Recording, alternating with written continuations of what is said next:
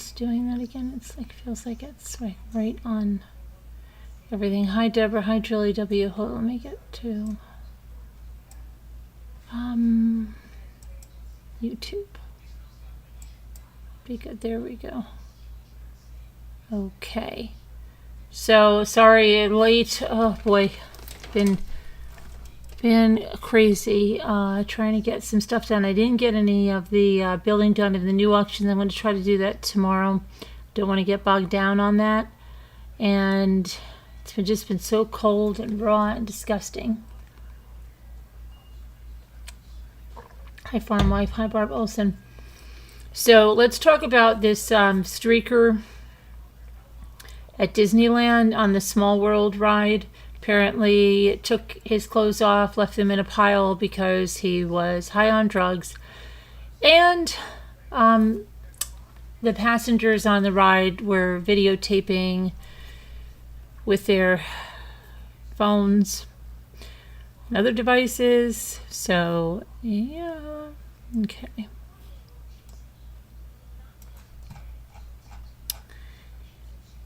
The guests had their cell phones out while the man stripped naked and wandered around the It's a Small World ride on Sunday, disrupting the popular ride for hundreds of Disney park goers. There's a clip that shows the streaker, who was still wearing boxer shorts at the time, sitting in front of the ride's miniature Taj Mahal, surrounded by animatronic singing dolls, standing up and walking away. Another clip shared by someone named Cost Hunter said that showed him completely nude in the water near the ride's entrance, and at the time there was a park employee approaching the naked man who was in the water. Yay! The ride was stopped for about an hour while the park security dealt with the situation. And there were tweets saying, "I can't believe this is happening." They also shared videos, and there were people doing the wave on the stopped boats to pass the time. Security officers, with the help of the Anaheim police, eventually apprehended the naked man, and they carried him out of Fantasyland. I hope they wore gloves, right? Yeah. His clothes were found in a pile next to the ride's interior boat path. While the vast majority of those who visited the happiest place on earth come and go with great memories, the park has been grappling with an increase in disruptive behavior. Again, this is Disneyland in California, not Disney World. A year ago, Disneyland and Disney World added courtesy sections to their websites. We ask all who come to this place to treat others with respect, kindness, and compassion. The section reads, to help guests have a safe and enjoyable experience, we regularly update our Disneyland resort rules. Those who cannot live up to this simple wish or follow our rules may be asked to leave the Disneyland resort. While the news section was believed to be a response to increased fighting among guests, existing rules also prohibit smoking marijuana or using other illegal substances. Taking off your clothes and disrupting the operation of a ride are also clear violations. Really? Yeah. Proper attire, including shoes and shirts, must be worn at all times, according to the stated rules, which also apply to those Disneyland guests who engage in behavior perhaps just as disturbing as Sunday Streaker. There's a book written by two former Disneyland custodial workers that claim the park guests sometimes poop and urinate while waiting in line for rides, and not just children. So they poop right there on the sidewalk? How do you poop? How do you do that in a line as an adult?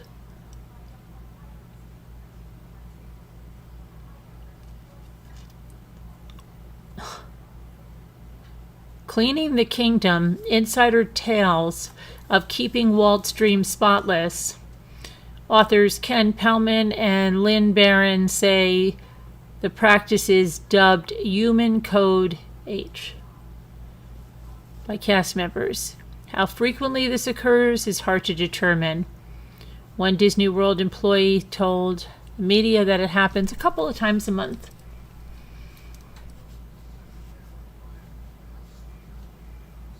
Okay.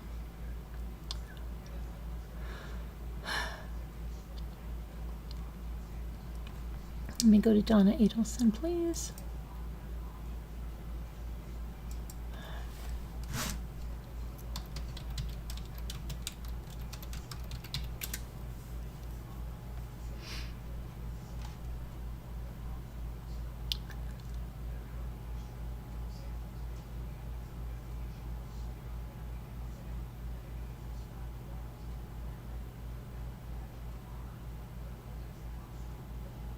Okay, let's see, we got this here. So, diddly diddly diddly do. The grand jury indictment. What am I talking? She has something coming up on December 12th. Now, let's see what it is, because he had something coming up on December. His sentencing is December 12th, but now she has something coming up. Because I just saw it today. Let's see.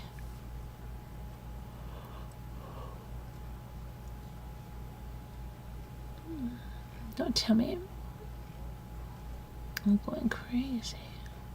I wouldn't doubt if I'm going crazy. Because I thought I was like, wait, that's his date.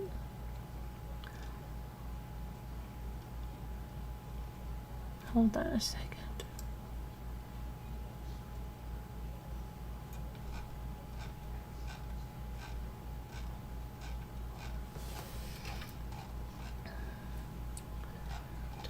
They said she had some kind of something coming up on the 12th.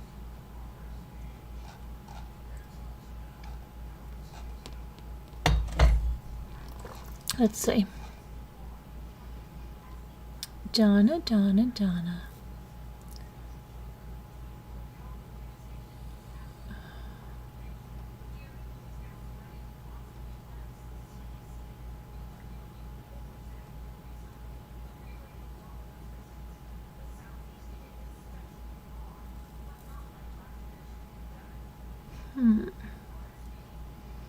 Where did I just see? Hold on a minute. That she had another court date for December 11th.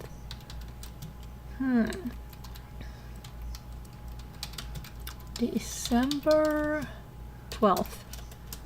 12th is, let me see.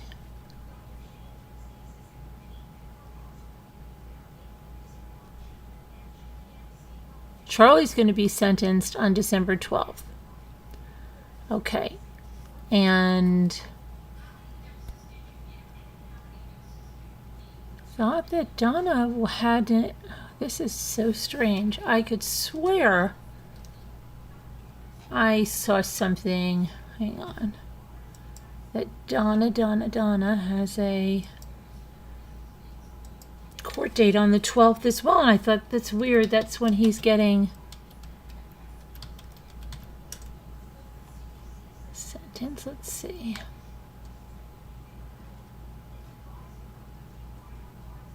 Very odd.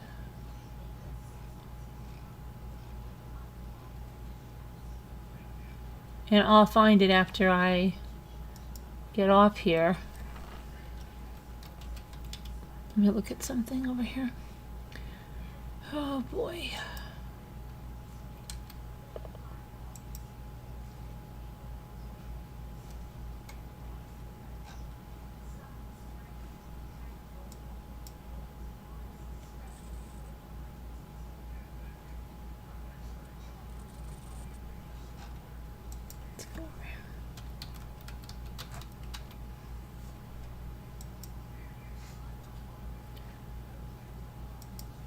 Okay. Oh, stay there. Stay. Donna made Okay.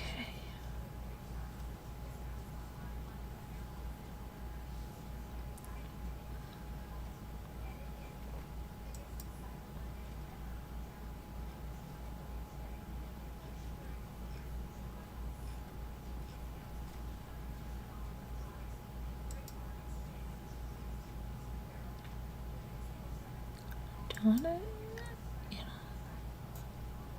Okay, so she was indicted. We know that. We saw that. She's being held without bond. Oh, come on, Donna. What the freak?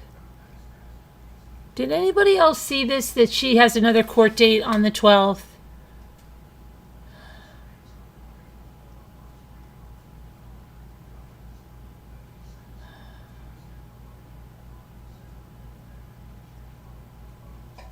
So strange. I know that I saw this.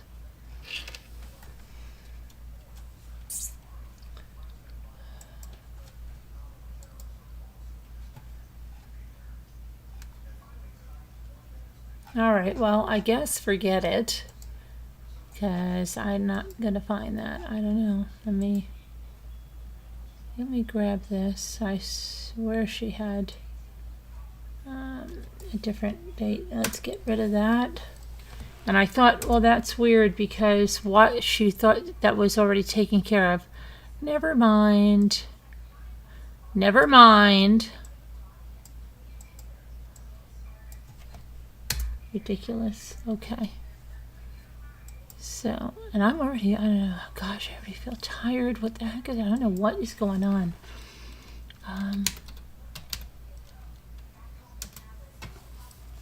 Okay, so we'll talk about this. There's a new interest in a cold case about, hang on here,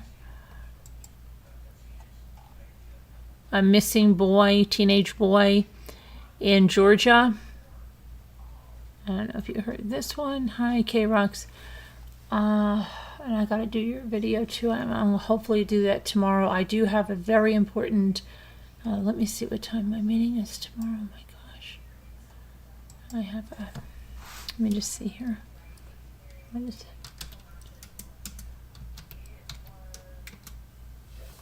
Let's see what time this is tomorrow.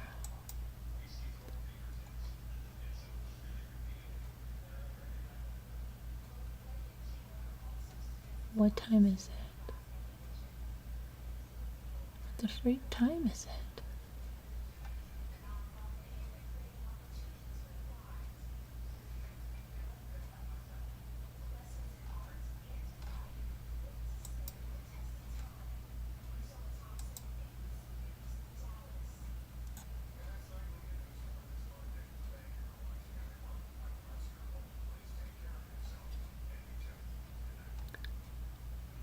What time is it?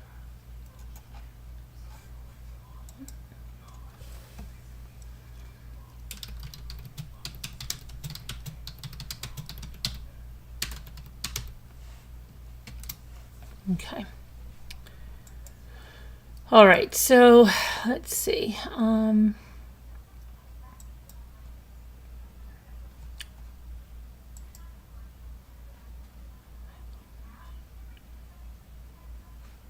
Sorry about that.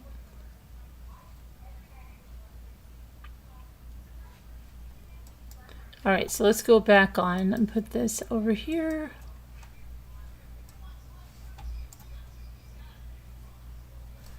So this, the Newman police in Georgia are hoping new information will crack a very cold case of a Georgia teen who was found shot in the head over 10 years ago.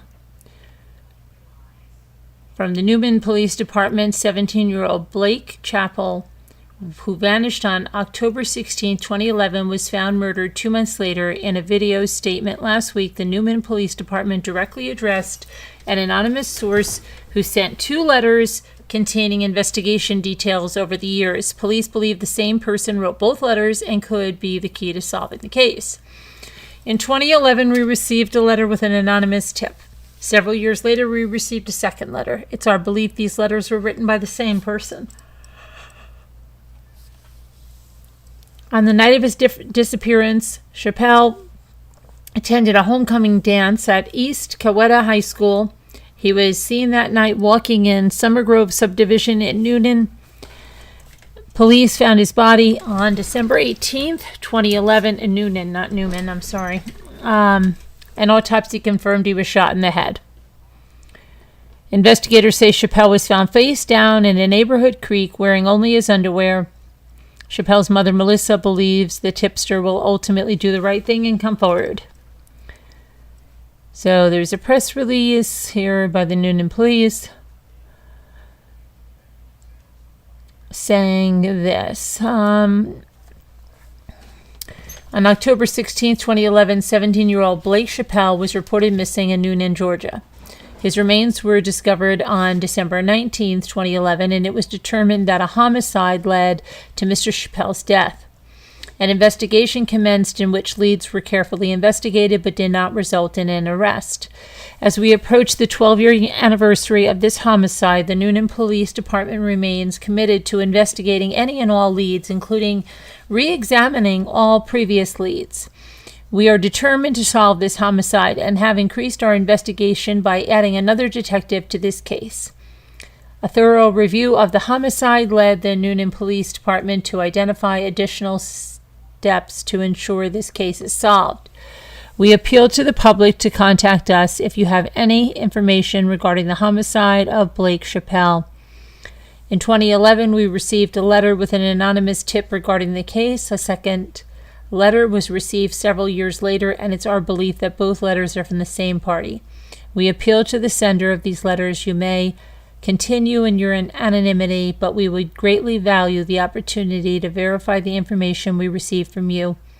We encourage anyone with information regarding the unsolved homicide to contact us at 770-254-2355 or at unsolvedhomicide@noonangeorgia.gov or through Crime Stoppers of Greater Atlanta 404-577-8477. The investigation will conclude only when the person or people responsible for the death of Blake Chappelle have been held accountable and prosecuted to the full extent of the law. So hopefully they'll get the information they need to get justice for the teenager, Mr. Chappelle. Get some closure to his family. It's terrible. Okay.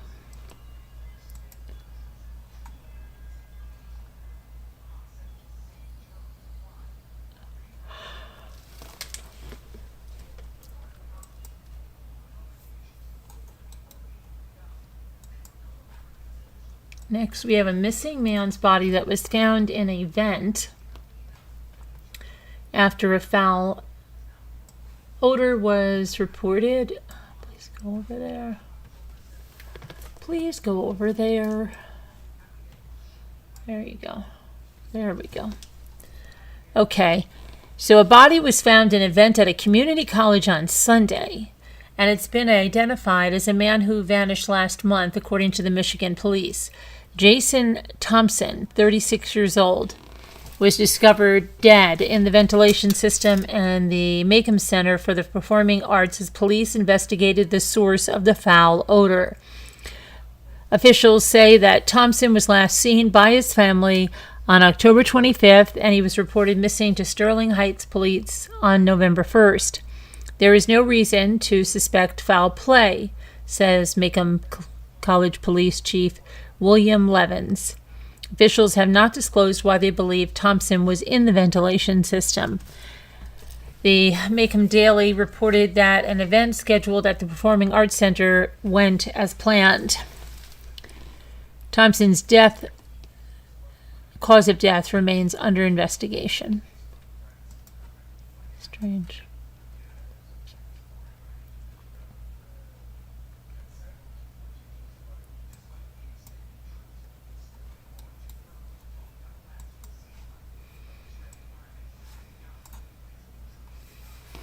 So, another body in a Strange place.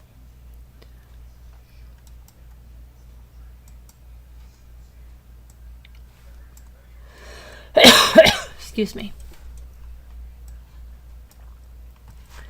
Right there, a body found in a well on Saturday reportedly is a Massachusetts man who vanished in September.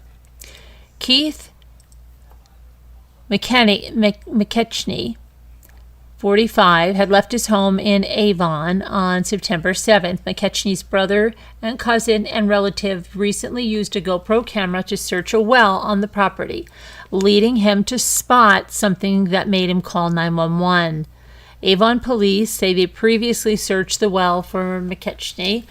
However, the fire department and other agencies ended up removing his body from that well following Saturday's 911 call. We felt something nefarious happened because Keith didn't have his wallet, cell phone, or his glasses. The glasses were found by the well on the ground, and we were told that they had determined due to the size of the well that Keith's build that he would not fit, McKechnie's cousin said.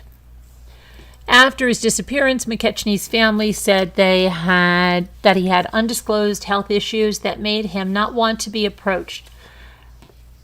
He was known to walk around the neighborhood. There was no evidence of trauma on McKechnie's body. His death remains under investigation and an autopsy is pending.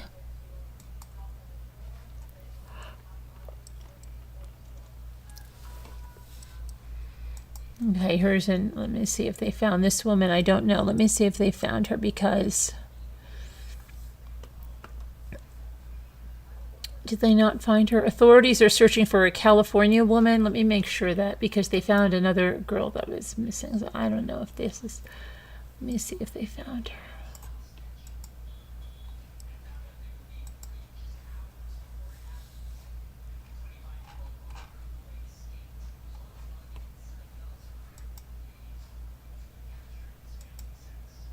Hang on, let me get a picture of her.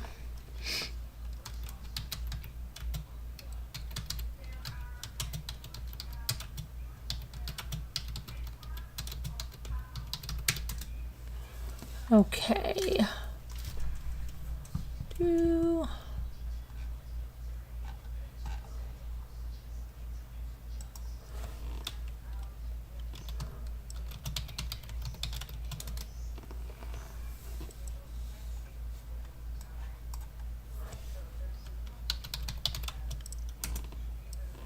Oh my gosh, I was cold a minute ago and now it's like so hot in here.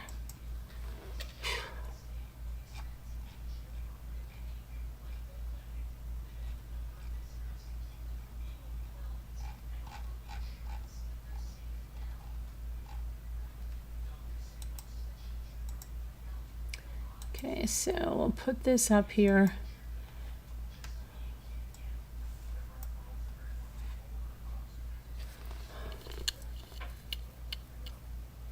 Come on. Everything's working so slowly today. Oh my gosh.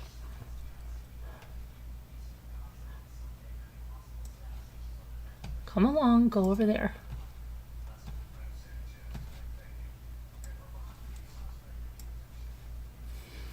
Police are seeking tips after a California woman failed to board a plane from Texas to California Wednesday and has not been seen since.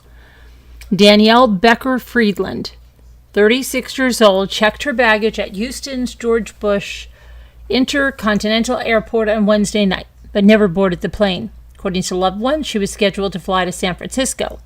Friedland was reportedly in treatment at the Menninger Clinic on Main Street in Houston for numerous mental health issues, including suicidal thoughts. She also hasn't had contact with her husband, who lives in Piedmont, California.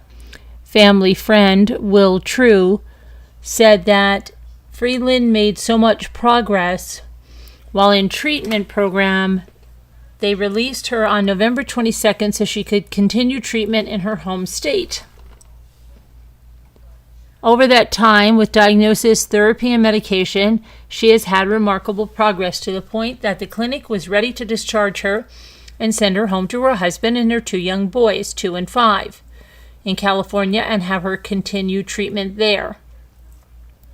Police say Friedland purposely left her phone at the airport and has no known connections in Texas. She left the airport in a cab with $160 cash, police said. One of the scariest things for me is that Danny doesn't know Houston. She doesn't have friends or family here. She doesn't have her luggage, her credit cards, her phone, and I just can't imagine how scary this must be, said her husband, Jordan Friedland. And she is described as a white female, 5'1", about 100 pounds, with brown hair and brown eyes, last seen in a blue puffy jacket with blue and orange stripes and blue jogger pants. She was also carrying a black suitcase. Anyone with information on her whereabouts is urged to contact the Houston Police Department Missing Persons Unit Division at 832-394-1840. Yes, and in case you missed it, I made a moving sand video. I put that up earlier today. If you want to just watch something relaxing, if you want to listen to it with the music, you can. If you want to turn the music off and just look at the moving sand, either way, I hope it's relaxing for you.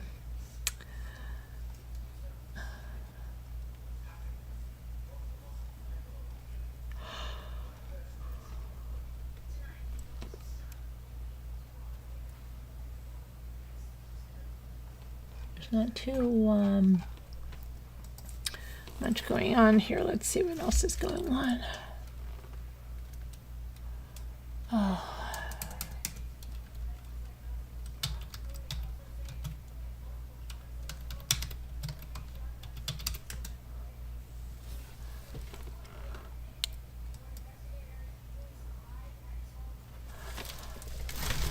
I can't get comfortable. I'm like so.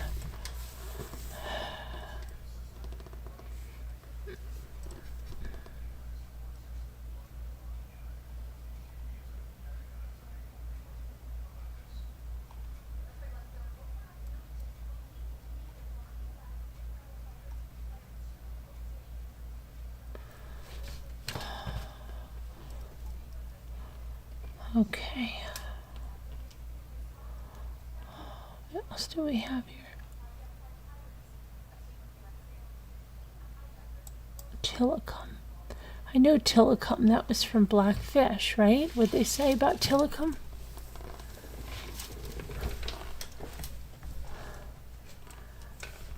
Oh.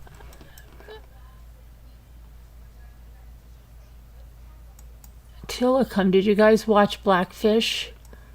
The documentary about SeaWorld?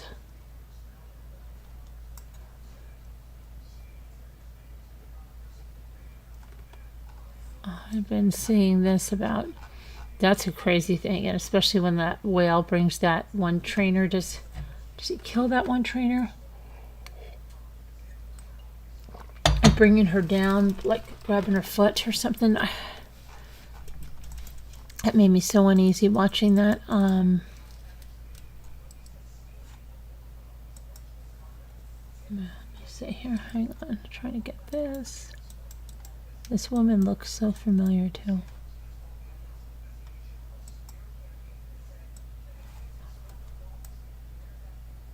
Get over there. Get over there. I think Jimmy and I watched it together. Pretty sure.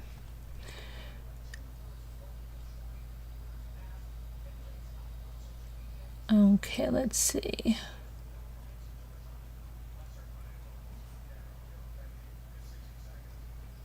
So this was Dawn Brancheau.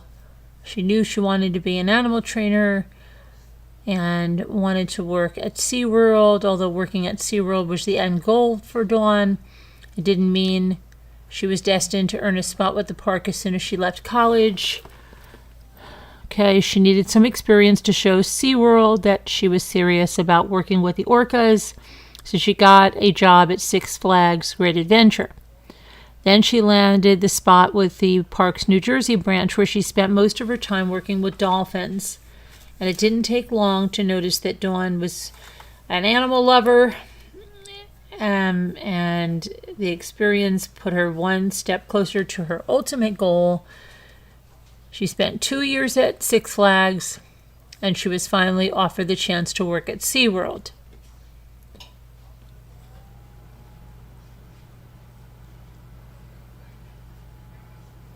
Let's see. So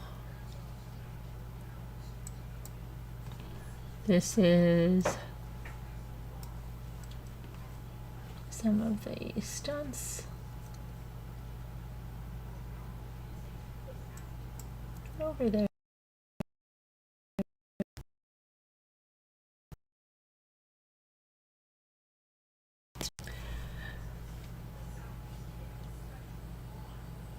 Dawn would regularly go cycling, lift weights, and would run marathons to ensure she had the stamina she needed to keep up with these tremendously powerful whales.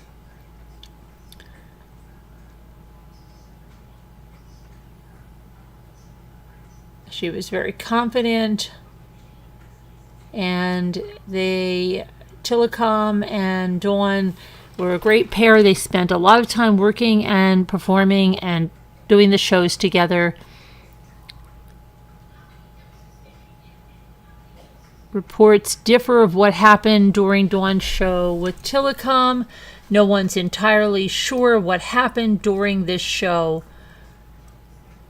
The Dine with Shamu show, SeaWorld claims that Dawn was lying on her face when Tilikum allegedly grabbed her ponytail, that was it, the ponytail, and dragged her into the water. However, other people who were there for the show have different accounts of what happened the moment Dawn lost her life.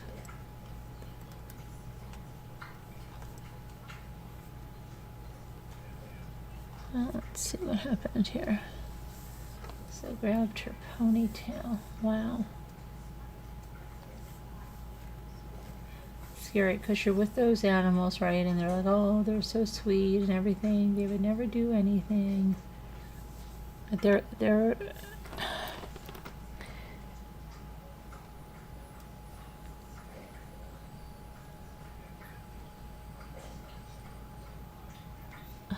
so let's see, hold on, it's my computer is not.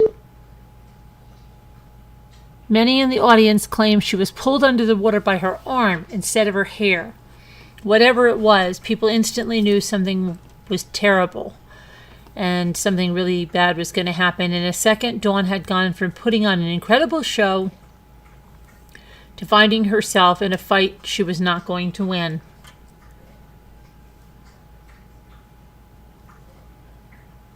It's crazy, isn't it?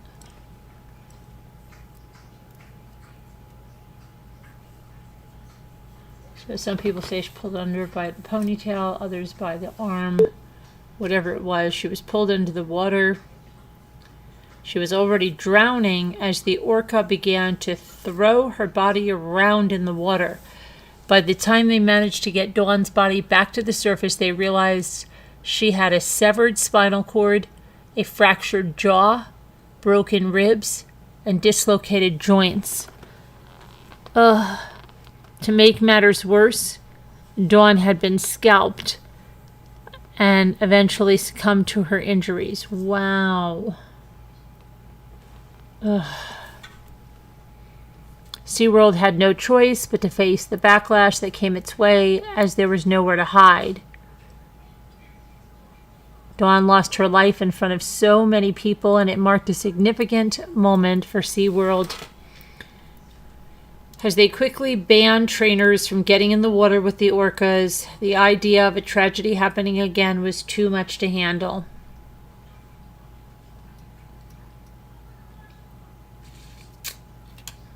That's something, huh?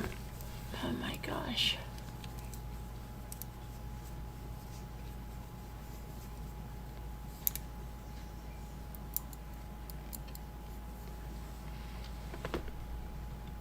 For many, the ideas of banning trainers from swimming with the orcas was a hugely positive thing. Sadly, it might have been harder to implement the rule than it seemed on the surface. Apparently, there was a lot of resistance from those in charge of SeaWorld, as they allegedly wanted the orcas shows to continue.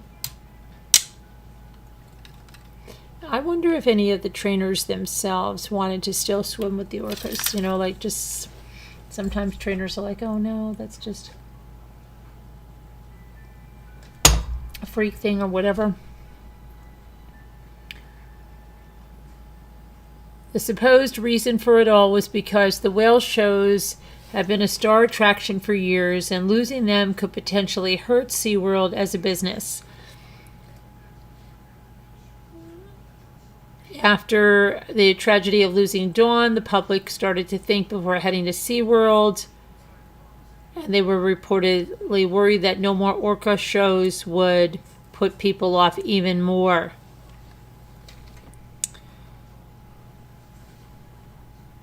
But OSHA apparently had legal filings to stop SeaWorld from allowing trainers in the water with orcas, something that the park allegedly fought and lost. It was a blow for the park. It was something that should have happened years before. Apparently, the Occupational Safety and Health Administration, OSHA, were particularly pleased with the new ban that was put in place.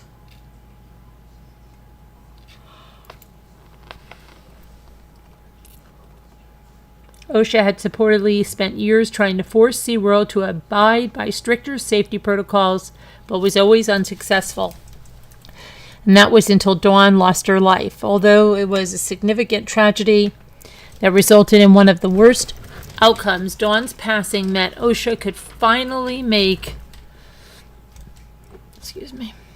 My computer doesn't want to advance here.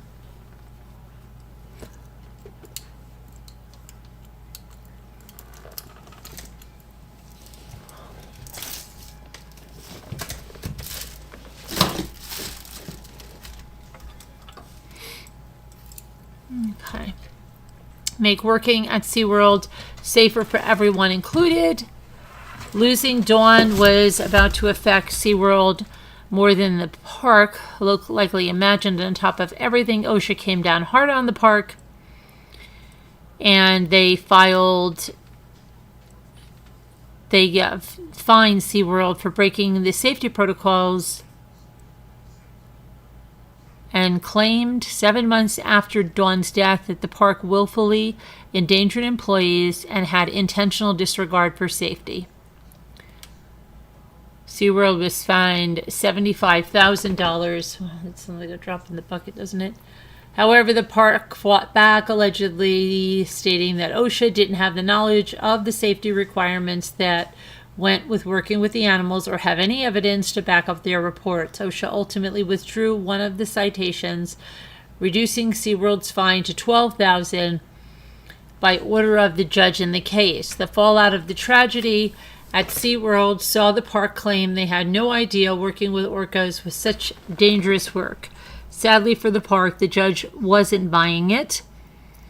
Although attacks by whales are rare, they do happen, and it turns out that Tilikum might have actually been involved in a fair few of his own. Precisely 19 years to the date before, Dawn lost her life, Kelly Byrne met a similar fate. She was at SeaLand of the Pacific when 3 orcas reportedly dragged Kelty underwater and started throwing her around. Tilikum was supposedly one of the orcas involved, with Kelty's last words allegedly about how she didn't want to lose her life. Wow. So that is something right there, huh? That's Kelty coming over there, who was dragged under the water as well and killed 19 years to the day that Dawn was. Crazy.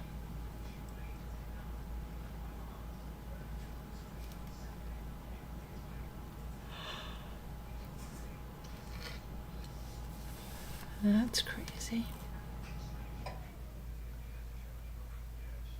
I'm waiting for this to advance here.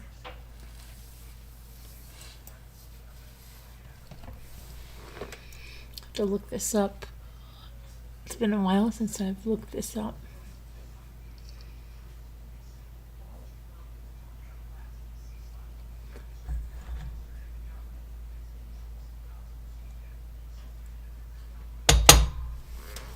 Okay, while we're waiting for this to advance, I'm just going to take, if you haven't seen my new blog post, I am working with a company on the Life Counsel Bible, Practical Wisdom for All of Life. And there is a giveaway for an Amazon gift card on the blog. So if you want to go and see that, let me just pick something random in here. Let's see here. While we're waiting.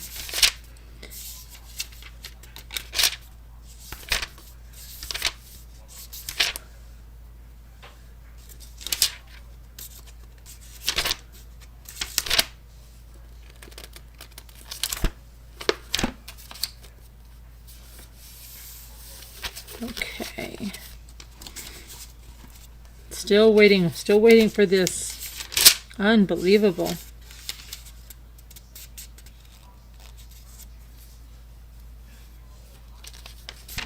Isn't that crazy? Come on, let's go.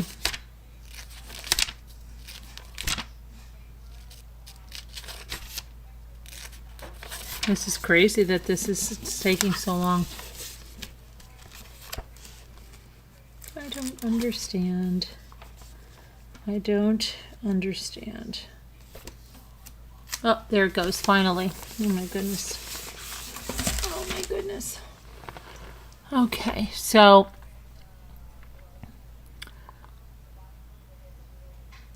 Sealand of the Pacific knew that it could never recover after losing Brine, and closed its doors for good. However, it meant the orcas needed to go somewhere, and many believed they should be returned to the wild, but it wasn't long before SeaWorld intervened. Instead, they fought to get their hands on Tilikum by writing to the country of Iceland. So that was in Iceland. She was in Iceland. Oh, wow. Interesting. What was that? Sealand. Wow.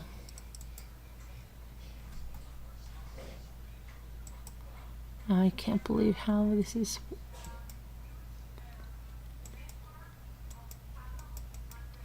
No, I think the internet is just seriously going crazy. Going crazy.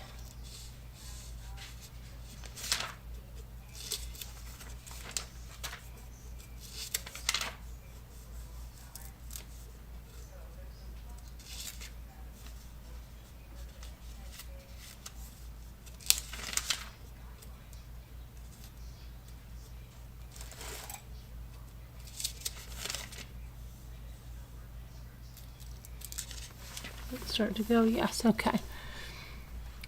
All right. Now here we have some more stuff here that happened.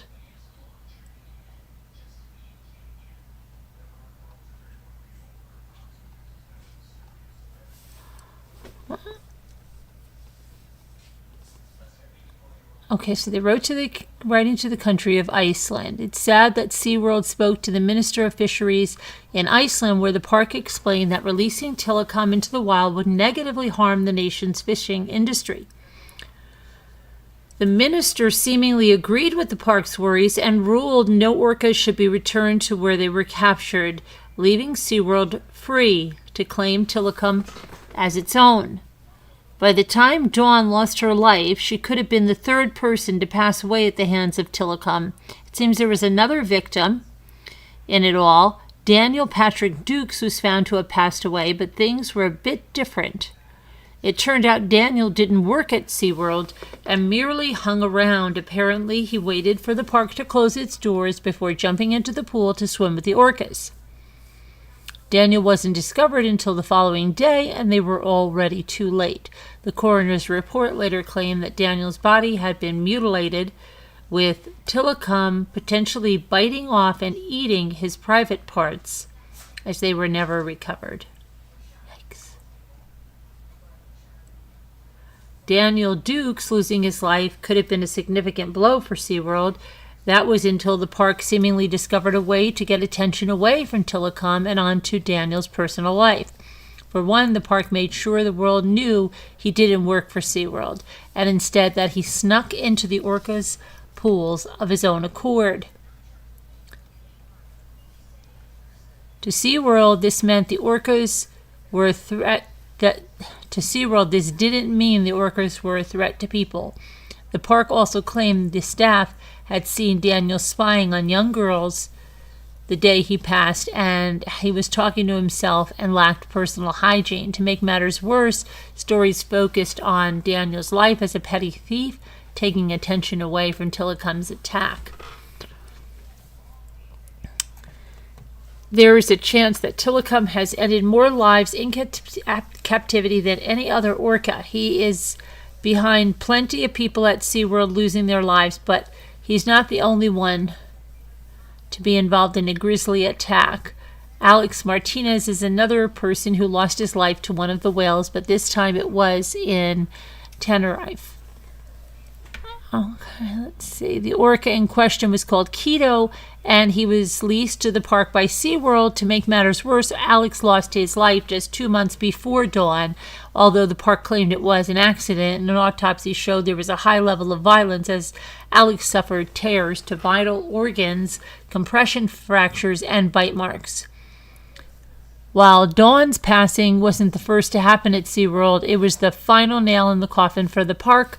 Plenty of people were outraged by the tragedy that occurred in the first place, let alone the fact that it happened in front of so many people, and that's what led some to band together to expose SeaWorld's alleged secrets. Blackfish was a documentary that took over the world. The movie focused on Tilikum and how the orca ended up in captivity in the first place. It also hinted that the many tragedies could have been avoided. The director, Gabriella Cowperthwaite, was allegedly inspired to make Blackfish after SeaWorld claimed Dawn lost her life by being dragged by her ponytail. Apparently, Gabriella, hearing SeaWorld claim the incident was with Tilikum and Dawn wouldn't have happened if her hair wasn't in a ponytail, was all she needed to do to investigate the matter. Gabriella wanted to know if Dawn's hairstyle really could be blamed for the incident, and it didn't take long to come up with different answers. Okay, so I want to look up what's going on at SeaWorld today, right? But if these, oh my gosh. Keyboard is making me nuts. Trying to see if I just have so many, what do I have here that's going crazy?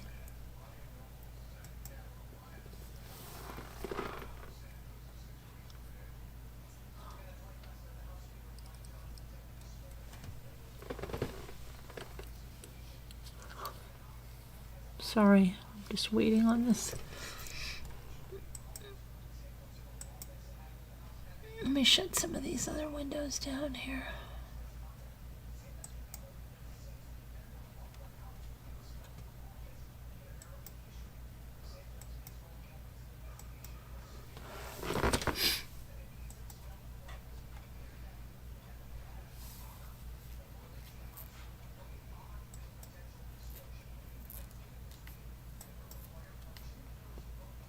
Okay, forget it. What high 61? The whole Grizzly Man thing? Oh, Grizzly Man, yeah. Mr. Chocolate and all of that. Yes, Mr. Chocolate, Mr. Chocolate, Mr. Chocolate, Mr. Chocolate, Mr. Chocolate. What is going on here? We are like, I don't know what we're doing, right? Why are we freezing? This is nutty, nutty, nutty. Oh my gosh.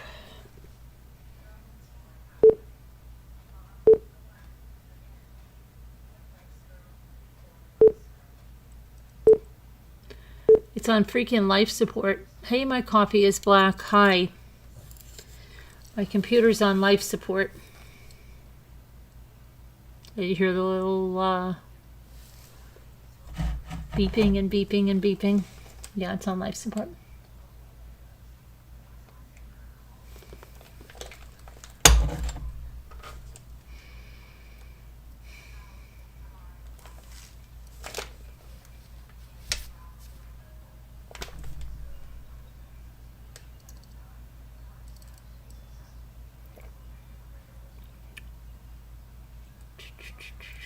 I don't know if I'm going to be able to get to the end of this article about this, but this is, I don't know why this is coming up now that, oh, you know what? I know what. My whole Google closed down. That's what. Hold on. I'm not even going to restore the stupid thing. I'm just going to go right to YouTube and right there to Tilikum, because I want to read about him. Where is he now? The whale who rebelled, right? Let's see where he went.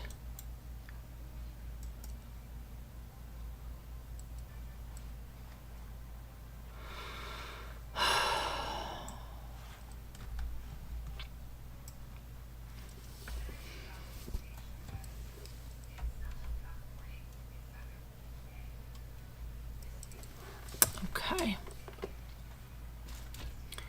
See where he is. Where is he? Where is Tilikum? On February 24th, 2010, tourists were enjoying Dine with Shamu event behind a great giant glass window at SeaWorld, and they found themselves witness a spectacle they never imagined. 40-year-old trainer Don Brancho leaned over the edge of his tank during what was called a relationship session, and the 11-ton star, orca Tilikum, took her in his mouth and dragged her into the pool. He shook her and fractured much of her body, drowned her, savaged her, and killed her. During the attack, he reportedly scalped her and bit off her arm. And even when SeaWorld staff members had trapped and netted him, Tilikum would not let go of her body. This was the third time that Tilikum had struck since his 1983 capture as a 2-year-old calf in February of 1991 at SeaLand of the Pacific in Vancouver, BC, wherein a young part-time trainer slipped and fell into the pool. Tilikum and his 2 tank mates submerged her and dragged her around the pool. When she managed to reach the side and tried to climb out, they pulled her back down. Staff members threw her a life ring, but the whales kept her away from it. She surfaced 3 times before drowning, and it was several hours before her body could be recovered from the pool. SeaLand never recovered from that incident. It closed a year later, and Tilikum was sent to SeaWorld Orlando. Thanks. One morning, 7 years later, a 27-year-old man was found dead, draped over Tilikum's back in his nighttime pool. An autopsy found numerous wounds, contusions, and abrasions, and his genitals had been bitten off. Exactly what happened was never established after SeaWorld claimed the event was not captured on any of their cameras that monitor the whales, and in 2010 came the death and mutilation of SeaWorld star trainer by the star captive orca. This terrible incident became the subject. Oh, shoot.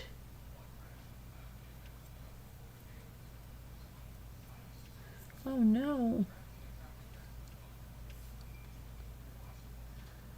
My bracelet is ripping.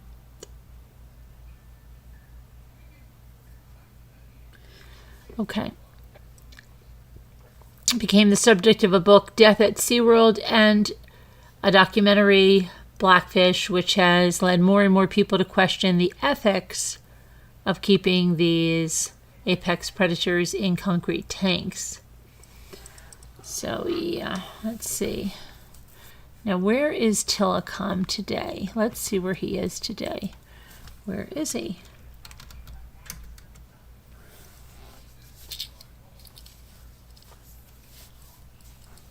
Let's see.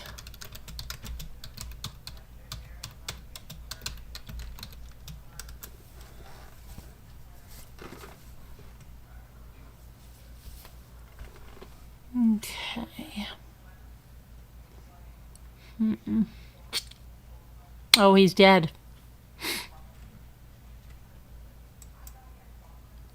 Tilikum was born in 1981 and he died January 6th, 2017.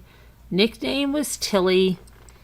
Captive male who spent most of his life at SeaWorld. He was captured in Iceland in 1983. About a year later, he was transferred to Sealand of the Pacific in Victoria, British Columbia, and he was subsequently transferred in 1992 to SeaWorld Orlando, where he sired 21 calves throughout his life. Wow, they had that many orcas in captivity. Oh my gosh. Tilikum was heavily featured in the documentary in 2013, Blackfish. Tilikum was the largest orca in captivity. He measured 22.5 feet long. He measured and weighed about 12,500 pounds. His pectoral fins were 7 feet long. His dorsal fin was collapsed completely to his left side.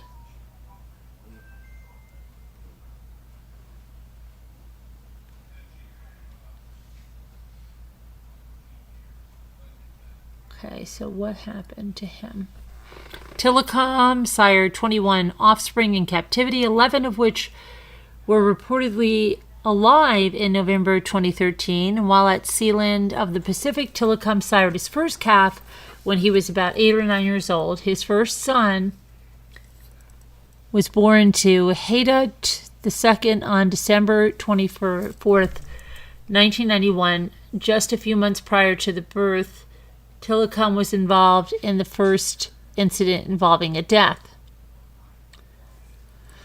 So let's see. They have other offspring.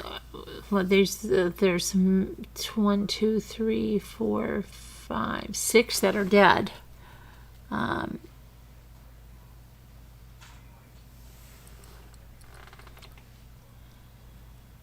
Tilikum began training for artificial insemination in early 2000. Let's see, was it artificial? Okay. What happened? How did Tilikum and the captivity workers, how did Tilikum die?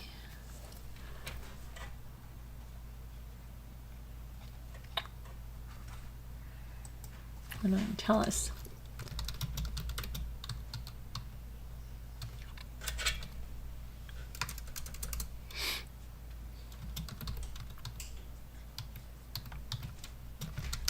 Let's say Tilikum's death, probably due to a persistent bacterial lung infection, was not expected. He was an estimated 36 years old and had survived longer in captivity than any other male killer whale except one, Ulysses, who has been in captivity for 36 years at SeaWorld San Diego.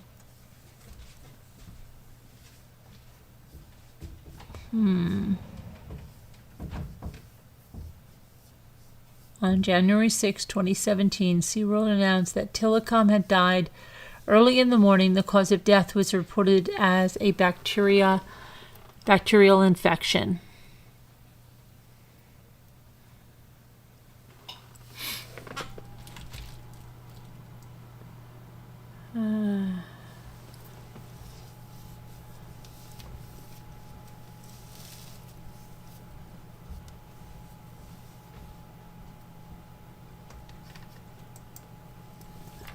Oh, yeah. Let's see.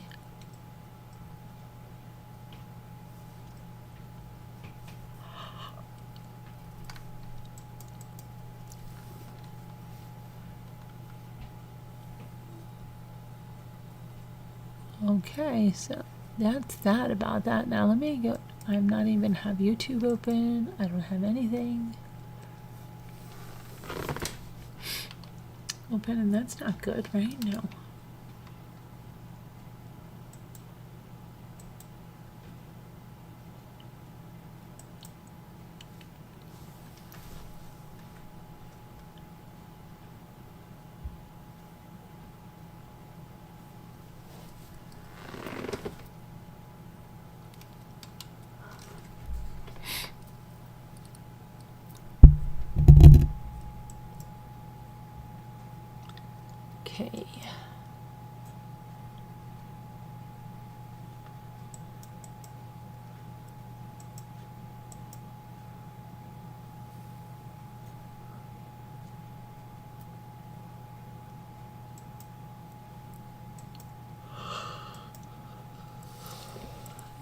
getting very sleepy. Let's see.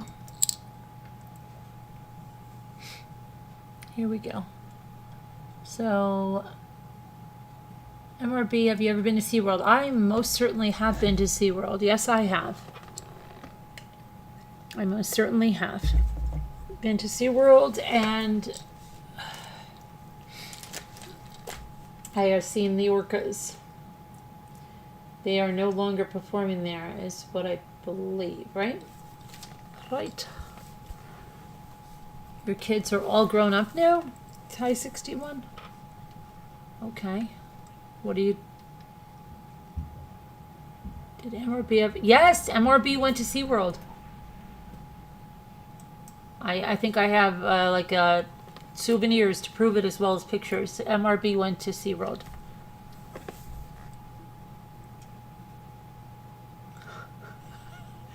A number of times. I went as a kid. Was it SeaWorld? It was, yeah, I think it was SeaWorld. It was definitely in Orlando. That was when I was a kid, and I definitely took my kids. Did I have a great time at SeaWorld? You know, when we went to Disney with the older kids and stuff, it was right during the spring break because they couldn't miss school. And it was horribly crowded, as you can imagine. And yeah, we had a good time. I mean, it wasn't anything like spectacular. It was funny. I liked probably like the seals and the they were funny. And of course, there wasn't this controversy with the orcas, and definitely didn't know of people's deaths with that at all.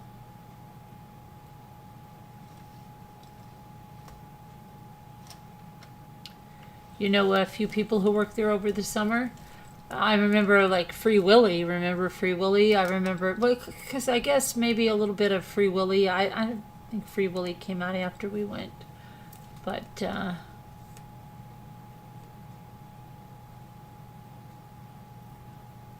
did you have a great time at SeaWorld there? My coffee's black. Did you ever go to SeaWorld, or did you have a great time at SeaWorld? I wonder.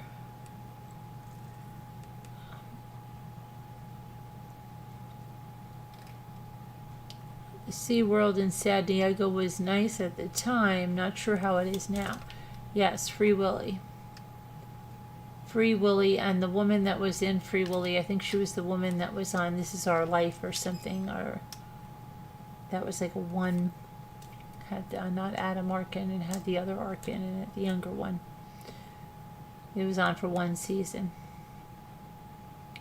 Just one season. I would go to SeaWorld all the time, and I have to admit I loved it. Okay.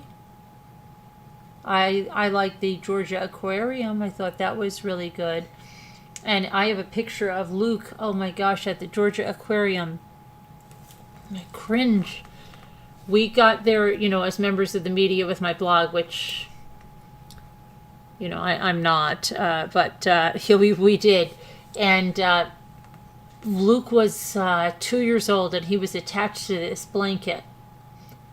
And we had like a special we were taken on to the top of the whale tanks. Oh my gosh, I think of this and I just cringe.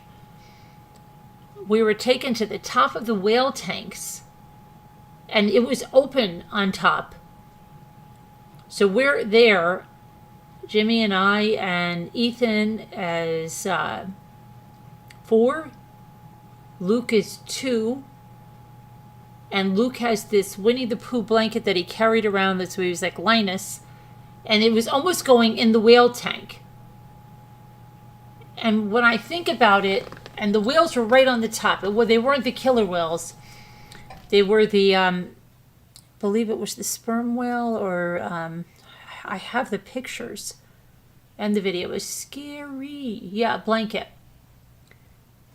And I just look at these pictures and I'm like, what were they? And the people there, they weren't saying anything. So I don't know.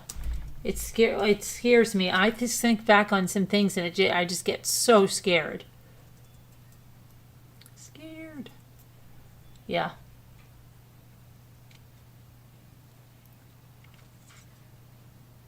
makes me, you know, it just, yeah. But yeah, it makes me scared. Hi, Jeanette, how are you? It makes me very scared.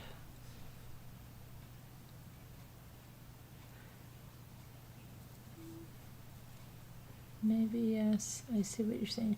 I'm sure I have the pictures of it. I wonder if I have them right here on my Facebook. I might have them. Let me see. They might not be. Let me check.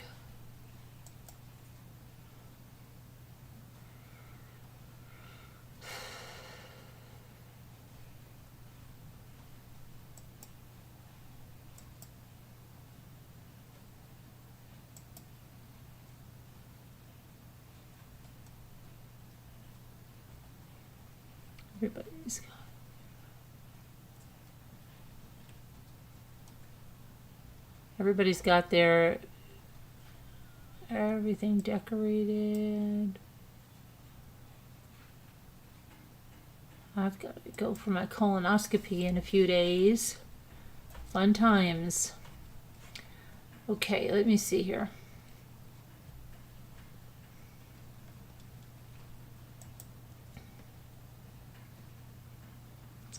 Get that over and done with.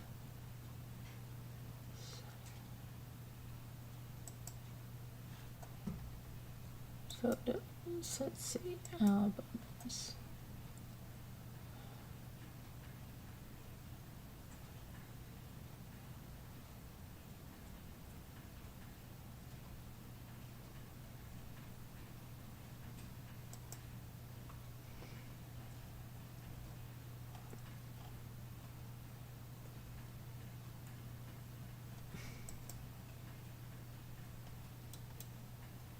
This is what I mean by Luke with his blanket constantly. Was there, and this is Ethan that had his bear. Always, this the bear.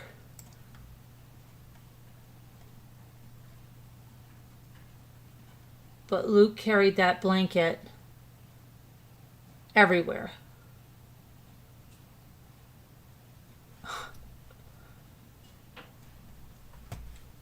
And there's my Maltese that I still have. See that little Maltese right there? Sassy? And Sassy fell in there, and we had to get Sassy out with this huge net. Oh my gosh, when I think of some of this stuff, I freak.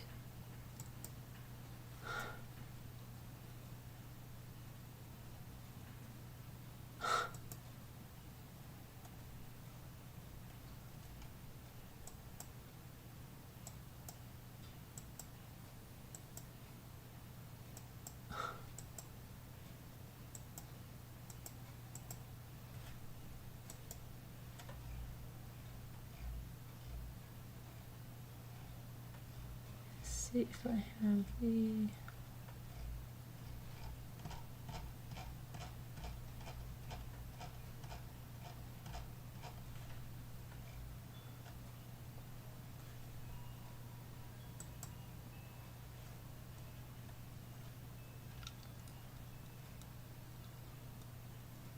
again.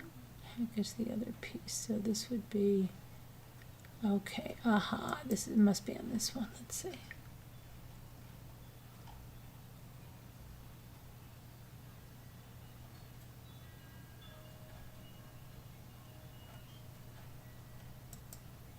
This was the big whale that we were up close and personal with, right there. Let's see, where is Lucky?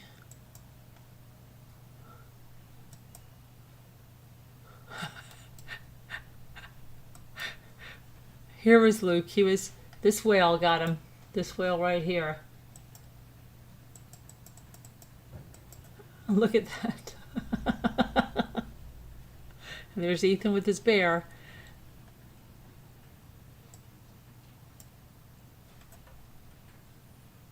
He still has that bear to this day.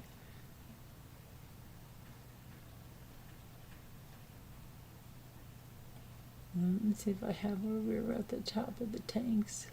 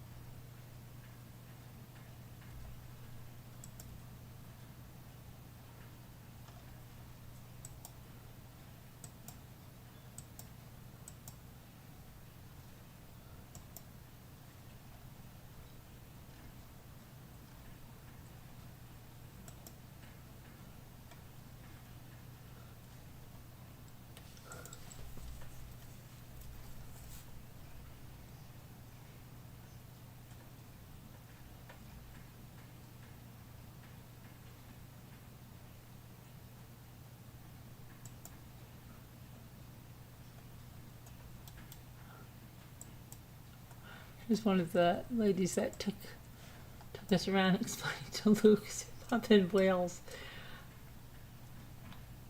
Oh my gosh, she was so little.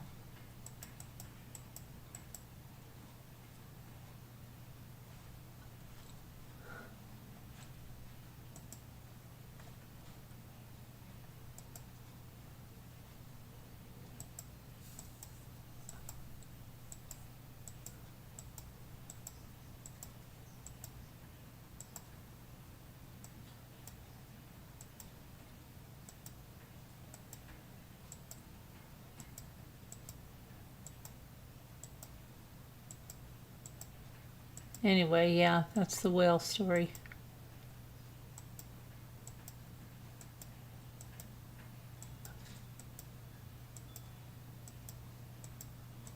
I'm getting mesmerized looking at these pictures. But yeah, and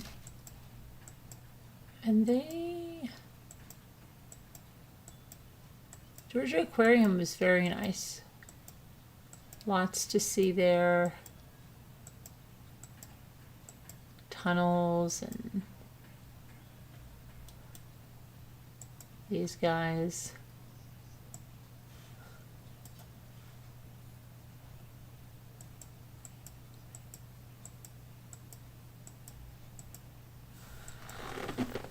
Sharks and all kinds of things.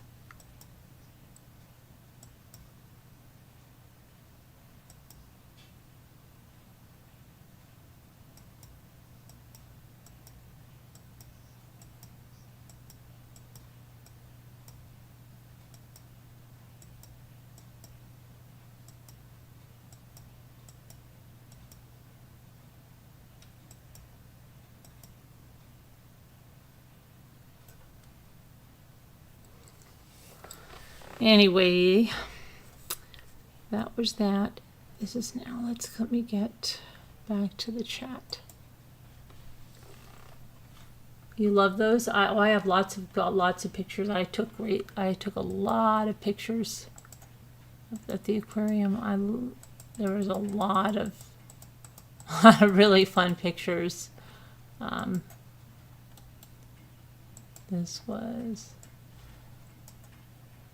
That was one of the dolphins. They actually did a show with the trainer, like on the outside of the glass here.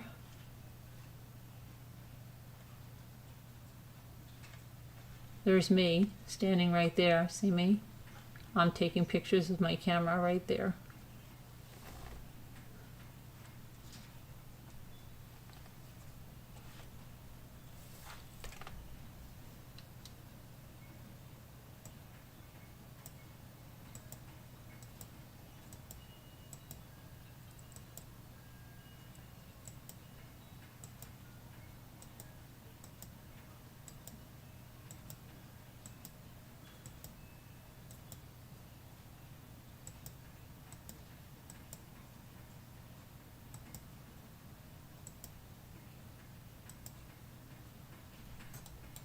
These guys.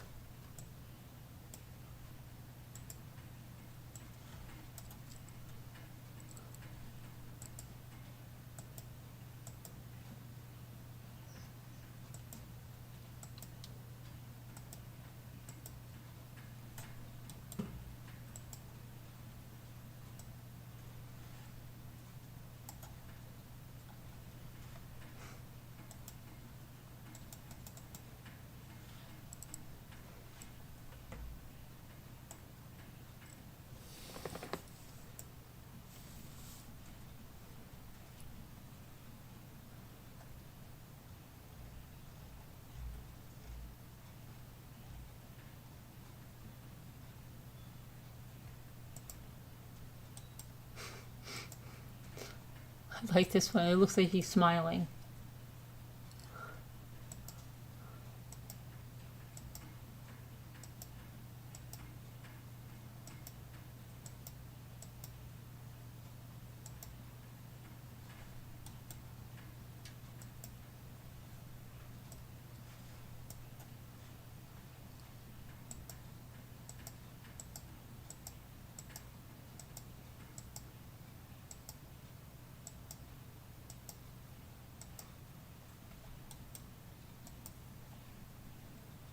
Look, it's jellyfish.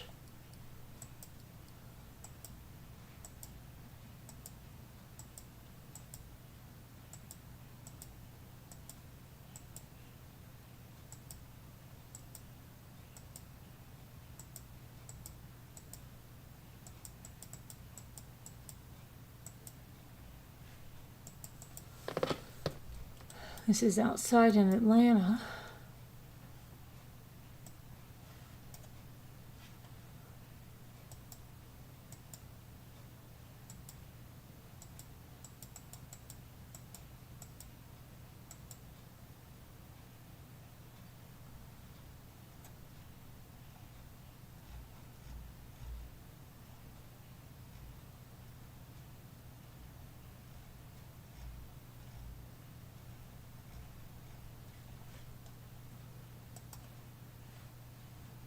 Huh.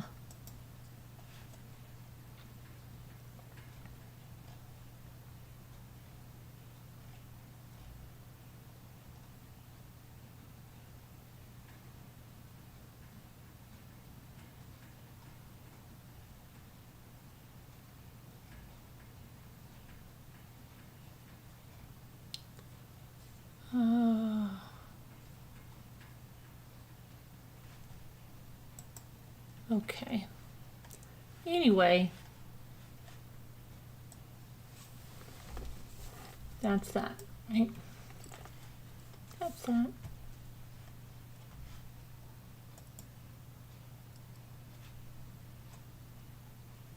You love jellyfish? Did you get the polar bears? Oh, not there. I don't remember the polar bears there. No. You've been to Atlanta a few times back in the day, back in the 90s.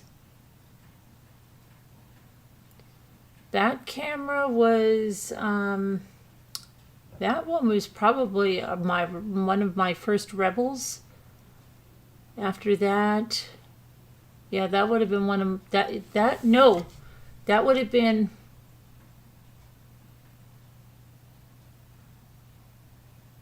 the T1i Canon. I've always shot with Canon DSLR. Then I had the 60D, the 80D. I have the what is it? The M50. Is it the M50? I always forget the name of that one that I use. I hardly ever use my 80D anymore. It always sounds like ADD when I say that. Oh, you're welcome, little lady. You visited Stone Mountain. Yeah, we went to the top of Whiteface Mountain. That was very nice, Whiteface Mountain. Whiteface Mountain. I want to go back there again. I know Ethan does too. They want to go mostly back for the fishing. So, yeah, Ethan wants to start a channel with, that's why he's hoping for one of the GoPro, the Hero, that's one I was showing you, because he wants to do a fishing channel. Thinks he's going to go on the road with the kayak and go to these fishing spots and then take video. So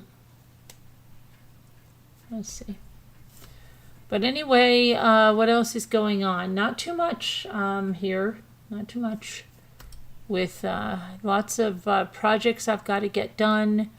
Christmas is like upon us. It feels like everybody's like in this tremendous rush. It felt like Thanksgiving was early and we had time, and now it's the end of November, and it's like, no, we don't have time. Yeah. Canon, yeah, I like Canon a lot. People either like Canon or they like Nikon, and I just started using a Canon, and that's what I use. Yeah, thanks, Deborah. You love penguins? Penguins are very cute, Jeanette. Yeah. No, I don't think. No, don't think of the future. Okay. I'm not going to think of the future. Okay. Yeah. We'll just think of tonight.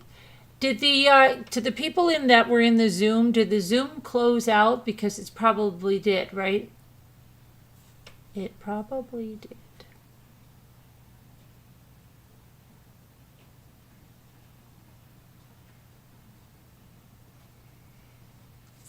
Let me know if it did.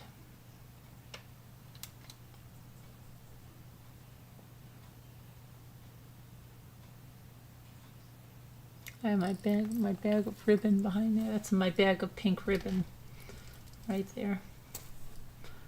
Reminding me I have to do crafts. So, it didn't close up yet? Okay, good. Then I won't kick you out. No.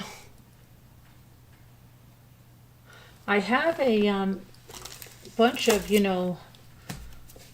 books because I don't really work with sponsors. I don't really work with publishers, but I do. Some of the books for the holidays, I'll show you some. So this is, they sent this to me. They sent me sticker. I love when they send me little things, but this is cute. It's from the pocket in my overcoat, and this is a really cute book that's about care for some apples, ma'am, in exchange for the kitty. Why, yes, sir, that will be just fine. Farmer Buckles' hunch was correct. Sally knew that she would like a home, but she knew that it would be easier to first find a home for Max. Of course, Max was worth much more than apples. Nevertheless, she wanted only the best for Max. Max, who's a cat. So, from the pocket of an overcoat came Max. So this is a nice book if you're looking for books this holiday season. But I will have them on my blog. There is a post right now on my blog. You can enter to win an Amazon gift card that is sponsored by the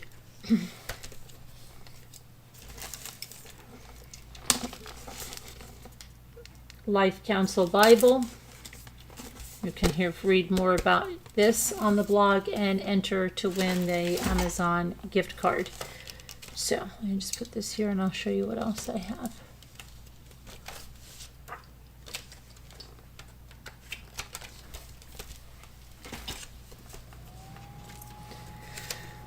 Let's see, On the Rocks. This chronicles the real-life journey of restaurateur Joseph Costanzo Jr. from his rise to success in the 1990s as the owner of a highly acclaimed prima donna restaurant, radio host, columnist, and aspiring politician, to his sharp fall in the early 2000s, ending in an investigation and a stint in federal prison. Costanzo is a complex character whom readers will admire for his confidence and rebuke for his arrogance. They will love for his generosity and despise him for his egotism. And they will learn from in both his attention to detail and his lack thereof. This driven, not your average Joe is an unforgettable character who achieves the seemingly impossible but can't help getting in his own way. Come along with Joe for a bumpy ride on the rocks. I wonder if this is the guy that I'm thinking of that had the... it's very interesting. To Joe, you, the Dodgers, and the Italians are all great. Your paisano, Tommy Lasorda. Tommy Lasorda wrote that. Okay. Then, The Serial Killer's Son.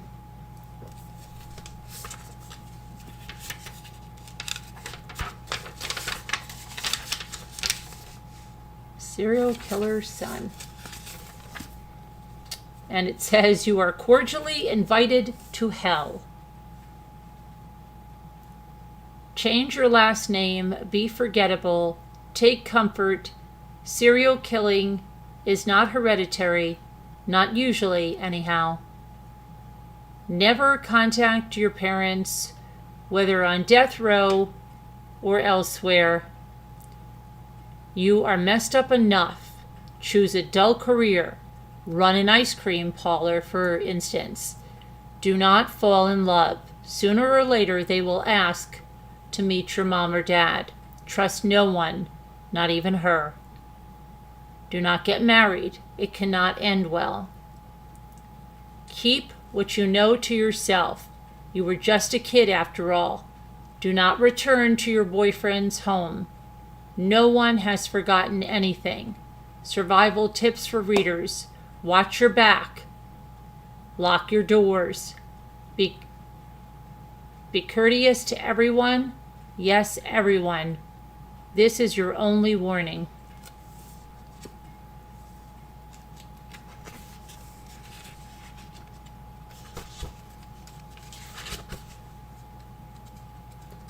And so this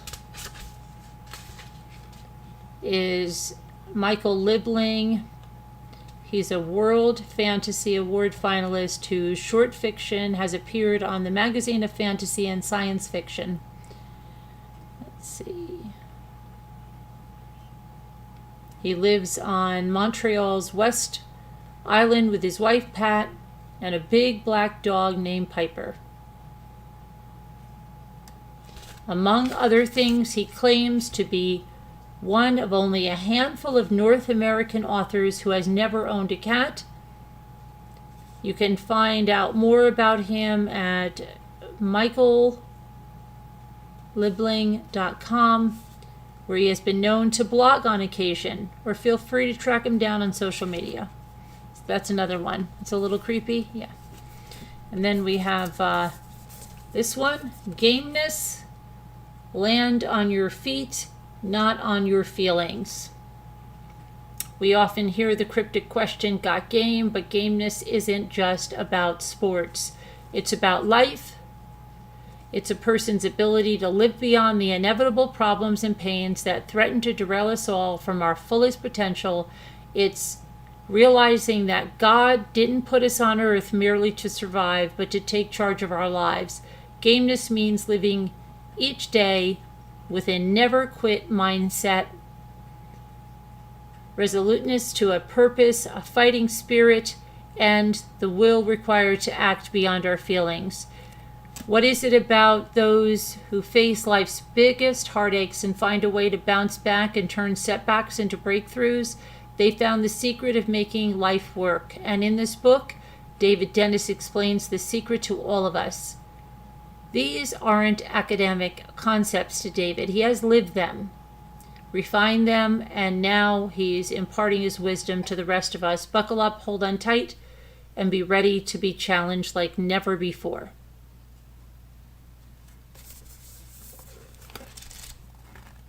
So this book is, I've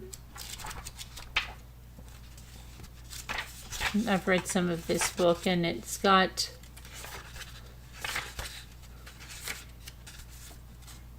some, every adversity, every failure, every heartache carries with it the seed of equal or greater benefit. Napoleon Hill. We are what we believe we are. C.S. Lewis.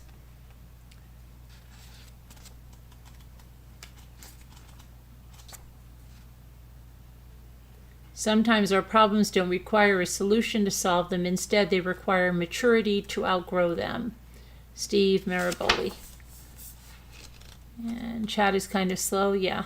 All right. Some trails are happy ones. Others are blue. It's the way you ride the trail that counts. Here's a happy one for you. Happy trails to you until we meet again.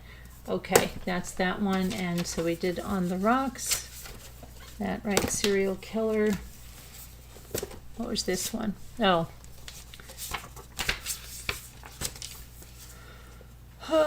Mindful 101 Ways to Create Mindful Forgiveness. A Heart-Healing Guide to Forgiveness, Apologies, and Mindful Tools for Peace by Kelly Brown. In a world that can feel divided and disconnected, everyone wants a quick fix to solve their personal issues, but sometimes it's not so easy to get over something that has hurt us deeply. With the right mindfulness tools, meditation, reflection, and a spirit of intention, we can enjoy a daily lifestyle of personal awareness and wellness. The practice of mindfulness, forgiveness encourages us to disempower resentment by releasing the offending incident, rendering it powerless, and helping us to move towards healing and peace. Kelly Brown draws on her own history of healing from heartbreaking trauma to share what she has learned about modern-day art on how to mindfully forgive, personally, publicly, and electronically, and make amends. This insightful transformation guide will teach you how to forgive yourself and others, navigate challenging family bonds and hurtful situations, recognize when to keep friends and when to let go, challenge a culture of professional manners in your workplace, understand the art of public apology, forgive those who have passed away, offering personal stories, priceless practical guidance, journal prompts, plus therapeutic tools to open your heart. 101 ways to create mindful forgiveness is for anyone seeking to embrace the power of forgiveness to forge a happier, healthy life.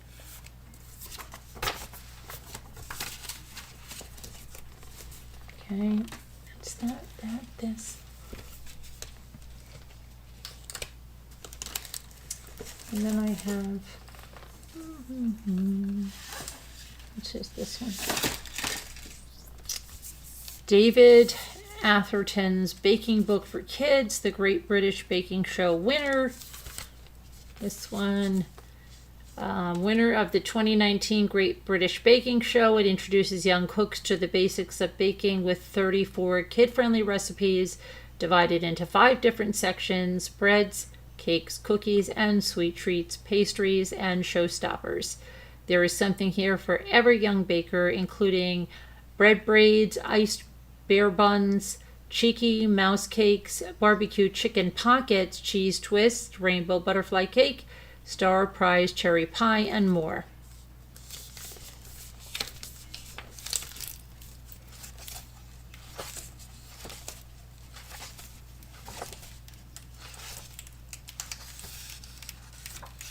Lemon drizzle cake. That sounds good, right?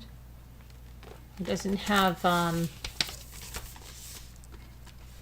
it's pretty easy for the kids to follow recipes here. That's the way it's put out here. Elle, you might like this. We'll get Elle cooking in no time. Okay, and what else do we have? This one. Will You Be My Friend? From Guess How Much I Love You. Right. Little nut brown hair. Soon came to Cloudy Mountain. What a surprise. He found her there. Okay. So that's a classic one. What do I have here? What else? I have a lot of books. A lot of books.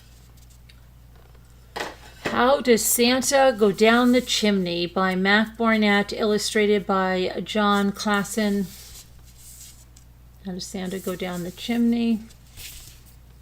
How does Santa go down the chimney? Nobody knows, but here are some ideas. So this is a nice book for younger kids. Very cute. And if you don't have a chimney, what happens then? So, very nice book. If you've got a mail slot, I bet Santa folds up like a letter and has a reindeer pop him through. And I bet the stamp on Santa is one of those Santa stamps too. Very cute on that one. And what else do we have? You stepped away. Yes, Barb Olson, we're talking about books. We are. We most certainly are. Books for your gift guide. Okay, this is a good book. From the creator of There's a Bear on My Chair. We disagree about this tree. We disagree about this tree. Now just relax and you will see how Christmassy a tree can be when decorating's left to me. we disagree about this tree. Bear and Mouse are finally living together in perfect harmony, almost. When Bear brings home a Christmas tree, Mouse wants to add gigantic ornaments while Bear prefers dazzling lights. And did Mouse just put a manatee on top of the tree? Will Bear and Mouse find a way to compromise and celebrate in the spirit of the holiday? A festive companion to these hilarious books. There's a bear on my chair and there's a moose in my house. So, how wonderful. You got a tree. So they're going to disagree. Sounds like a very fun book. Because Bear likes the lights. Look how bright that is. Oh, look at that. Now sleeping, and and the Mouse likes to decorate the tree with tons of tinsel, and then what happened, and oh, look at the manatee angel on the top of the tree. It's funny that we were talking about sea creatures and manatee, right? Let's see what else we have.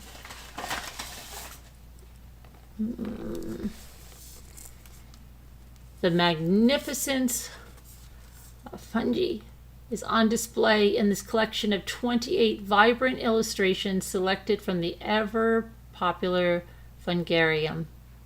These posters are a stunning celebration of fungi from amazing talent Katie Scott. Each fungus is labeled on the back so you can identify different species.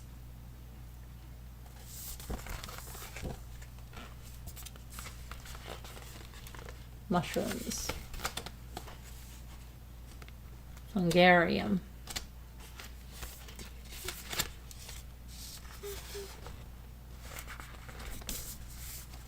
Poster book. Welcome to the museum. I'd like to do some stuff with these. I have to find my other. I have these other poster books that are. I got them in there, I'm sure.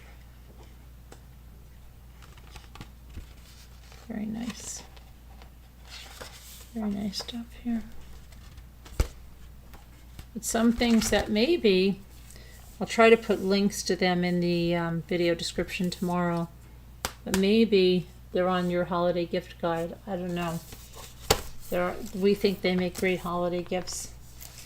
We do.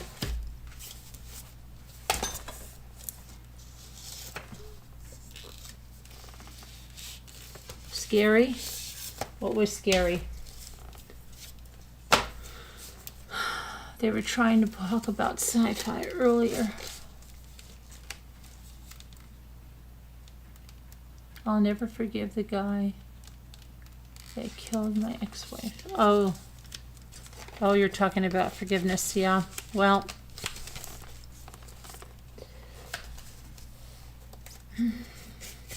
I say it's for you, not for them. But I know easier said than done, right? The visit. The visit. What visit? What's the visit? That's the thing you were reading? I think I lost my, hold on a minute. I lost my chocolate over here. The visit, is that's, what is the visit? Was it a movie, The Visit?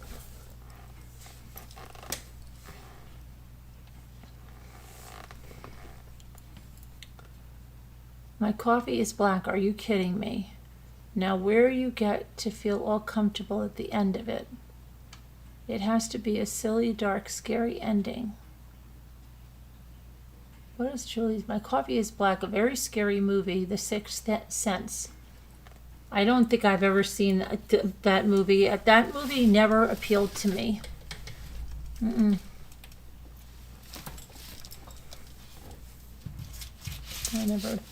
That never appealed to me. The Sixth Sense, I don't know.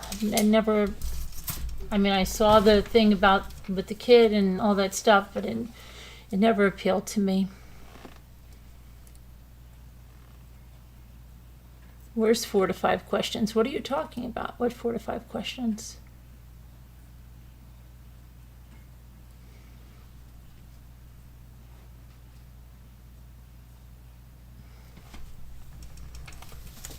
What questions do you have? Where are you paying for stuff?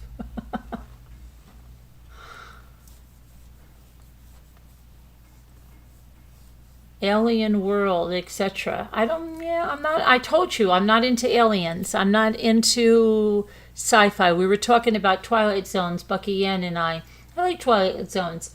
And I even like some of the science fiction Twilight Zones, but I'm not a big, I believe I have a right to ask you 4 to 5 movie questions. Do you? You can ask them to me. I don't know if it's your right, but you can. I will allow it. I don't know that you're going to like the answers, but you can. Once I dated a guy, oh my gosh. Do you remember when Tuesday used to be the release of like the DVDs? He got every release of DVDs and in his house, and he had a room that just had the DVDs, because that's what it was back in the day, right? All along, and every Tuesday he would go, I got the new releases, he'd come home and he had everything arranged in alphabetical order in this room with all these little shelves. But the whole thing was Tuesday, and he would buy whatever was going to be released, whether he liked it or not, just to have it. It's crazy. My first question is, what is the scariest movie ending you've seen in your life? The scariest movie ending I've seen in my life. Oh, you Cash Apped me? I didn't get that. Well, thank you. Okay, you Cash Apped me, maybe more than... Okay, I'll have to check it out. Thank you. My phone's over there, so I don't get it. That Cash App never tells me until I get back on my phone, but thank you. Scariest movie ending. Why does it have to be the scariest movie ending? It has to be an ending that's scary. It can't be something in the middle. Scariest movie ending. Scariest movie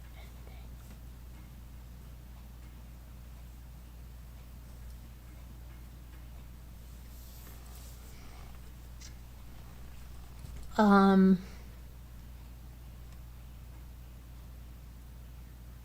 What about Psycho when they go, Mrs. Bates, and that chair turns around and that's scary. That's scary. Other than that, let me think. The scariest movie ending. It was scary when, I don't know it was the ending, but on the first Friday the 13th, when that girl is out in the canoe and she survives all night on the lake, and then she sees that very quintessential motherly type person, and she's like, oh, thank goodness, and she's running up to her and the lady's hugging her and everybody's thinking everything is good and it's, oh, thank goodness, and then she tells that she's Jason's mother. Yeah, that's crazy.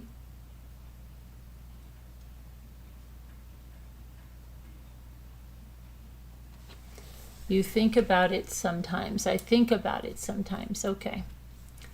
That's my questions have become more demanding. That's why your questions have become more demanding? Scariest, like, stuck with you. Well, that Friday the 13th has always stuck with me because it flips you from you're feeling all warm and fuzzy, like, thank goodness, and now this woman's going to take care of her, and then blammo.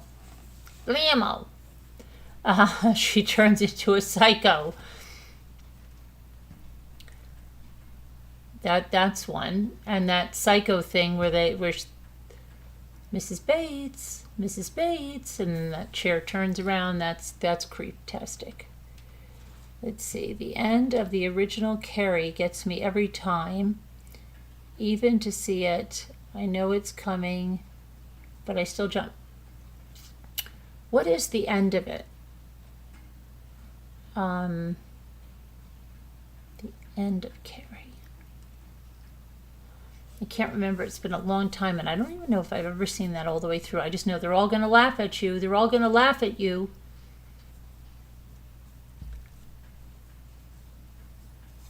I guess so, Julie. I'll just say, Friday the 13th wasn't the woman decapitated. Yeah, right? Doesn't she have, or does she have a...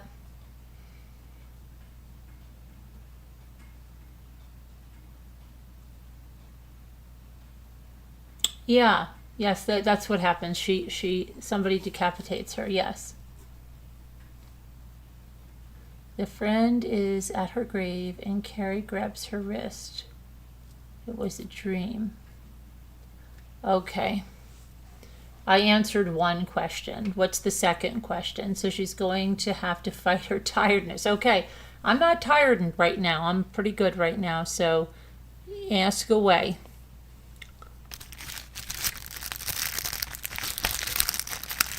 Go on. Go on. You got 2 answers on that one. So ask away. My second question is this. Best book to movie. Oh boy. Well, you know, I've done a lot of reading. I love reading, and usually I'm totally disappointed by a book to a movie. Like, one of the biggest, you want to ask me, one of the biggest disappointments of book to a movie was Flowers in the Attic.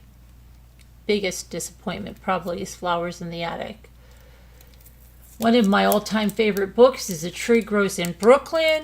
In fact, I loved that book so much that I used to quote that all the time in high school, like, oh, that's just like A Tree Grows in Brooklyn. That's like A Tree Grows in Brooklyn, about this and that and the other thing. And there were just so many things in that book. I used to just constantly talk about that book and just to really visualize the stuff that went on, especially like when they went and got the Christmas tree and the little containers they put in the back where they would put I think it was a nickel or a penny, something in the back, and if they did that every day, it would have savings, and they would read one page of the Bible, and one page, I think it was, is it Dickens or the encyclopedia, I forget what the other book was, but every night there were just certain habits and a lot of things from the hard life they had, but they had great things. Hi, Elizabeth. So that would be the biggest disappointment. You're asking me for the best from book to movie. Wow. Flowers in the Attic is the worst adaptation from book to movie. The worst. And usually that's what happens. It's like you'll be watching and you'll be like, oh my gosh, they left this out. Oh my gosh, they didn't put that in. That's not the way it happened. So I usually don't like, I would usually rather see a movie and then read the book than vice versa. The Help was very good, but I didn't read the book, Jeanette. So I can't tell you about that, about how they got that movie. I'm trying to think of what else that I read the book and saw the movie. Hi, Cat's Got Your Tongue. What did I see that I read? And then, let me see.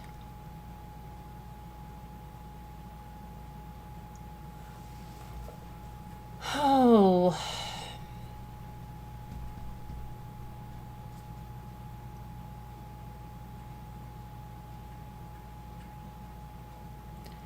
I don't know. I think I'm going to have to tell you the worst, which is Flowers in the Attic. Best book to movie. I don't... Let me think.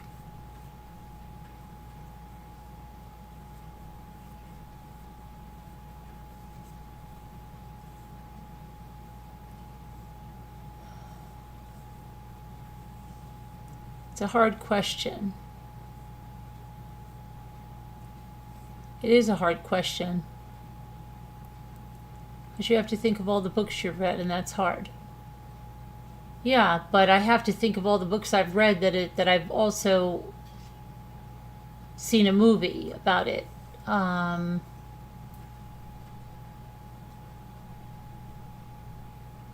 trying to think. I mean, like I said, the whole Flowers in the Haddock series, terrible, terrible, like infuriating.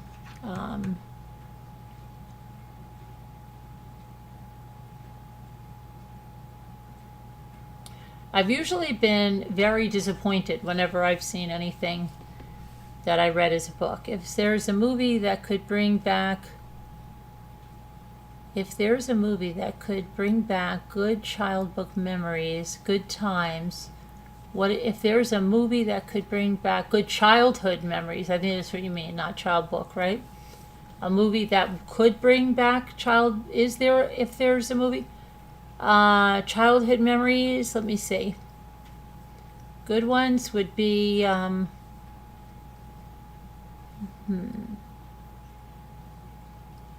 let's see. Childhood, so,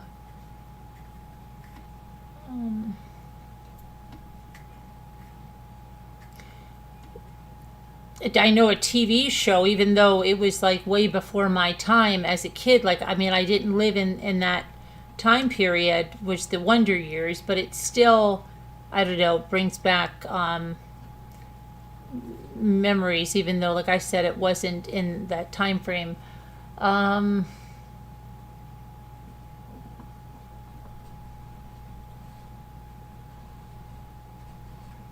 movie Casino has... You're writing a movie? Okay. So this is your research and you're picking my brain for the movie you're writing. Okay. To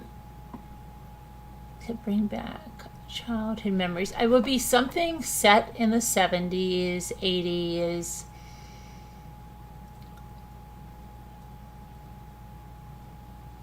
Something...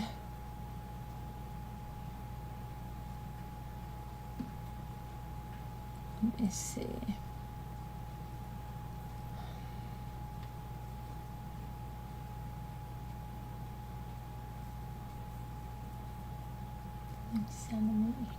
'70s, '80s. Let me think about it.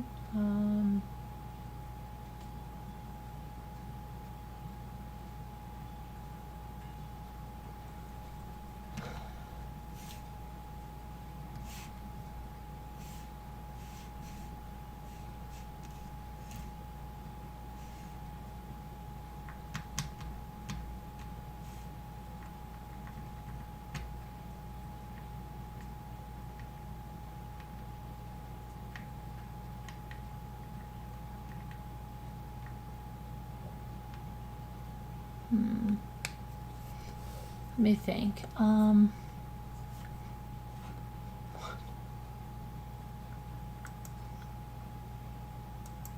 so angry. Why so angry, Barb? What's the matter?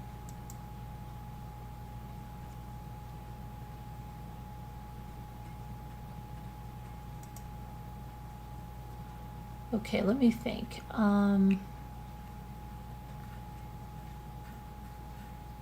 Oh, wrong thing. Sorry, Deborah. Sorry. Okay, let me think.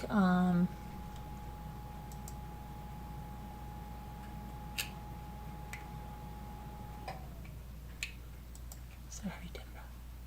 Sorry, Deborah.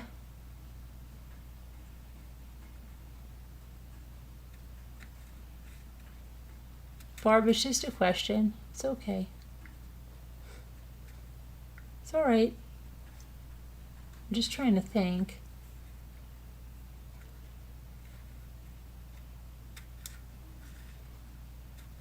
Maybe more like TV show. I would say it would be more like TV shows. The Brady Bunch. The Brady Bunch movie. Let's say that. The Brady Bunch movie. There you go. There you go.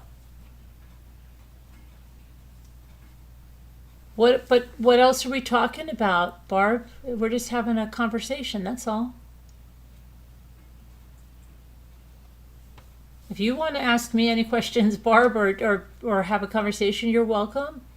We're just having we already went through the true crime and all that stuff. We're just laid back and talking. No, it was me, Deborah. It was me. I accidentally deleted your thing. It was me. I'm sorry. It was me. I accidentally deleted it.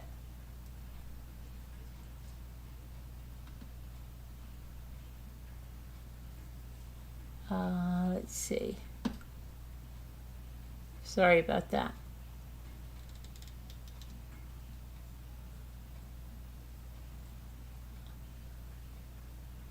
Yeah, don't worry about it. Yeah, it's okay. I don't mind answering movie questions. It's okay. Anyway,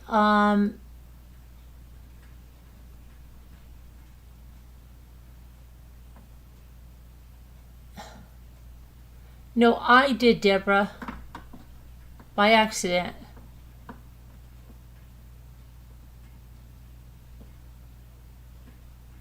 Hi, Diabolical Debbie. How are you? Hi, cats. If they want inspiration for a horror movie, they should go on one of the walks where you live on Zoom. Was that a gunshot? Yeah, right. True story. True story. True story. Okay.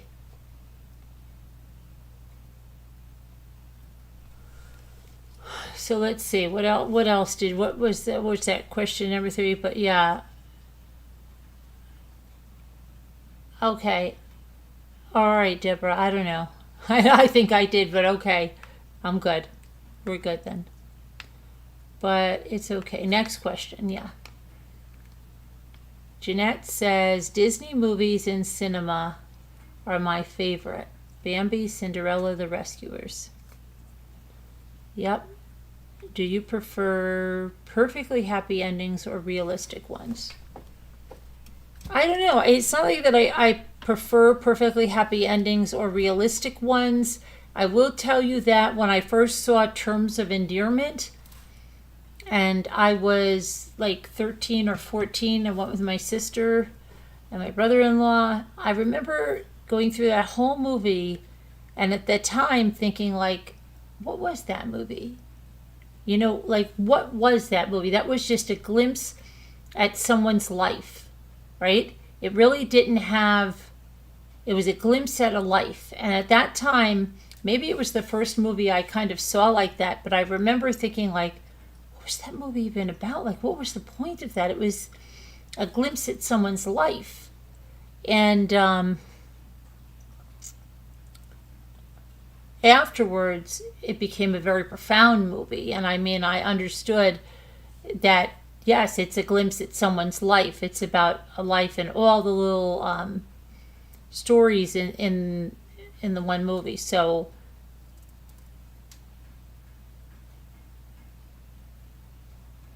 but I don't like, so it doesn't have to be a perfectly happy ending.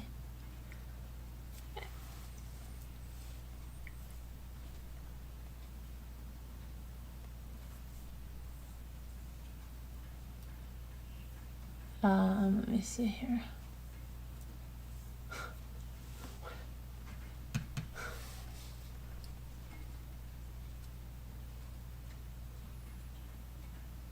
I'm not even asking the questions I want to ask. You can ask the questions you want to ask.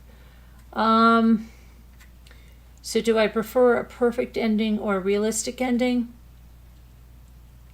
I think realistic, like,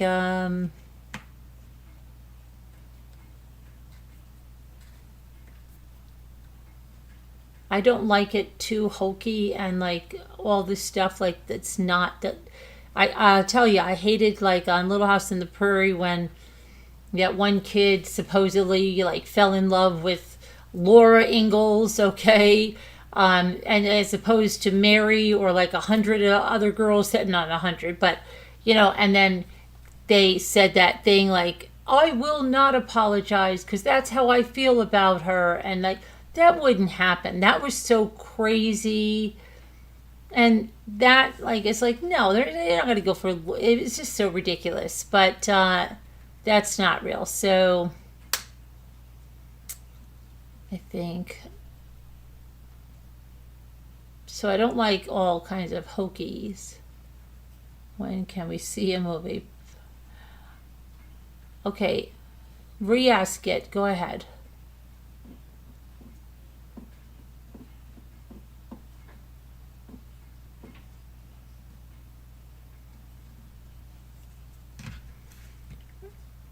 I think it would be realistic. Yeah, I'd rather have realistic. I agree, Jeanette. Not like something that would never happen, like this crazy Laura Ingalls Wilder stuff.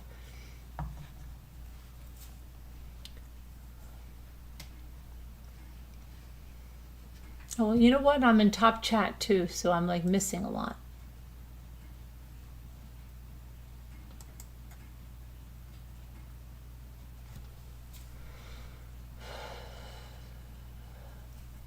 $90. Hi. Don't shortchange us, hi. 91. Don't shortchange us, hi. I'm just joking.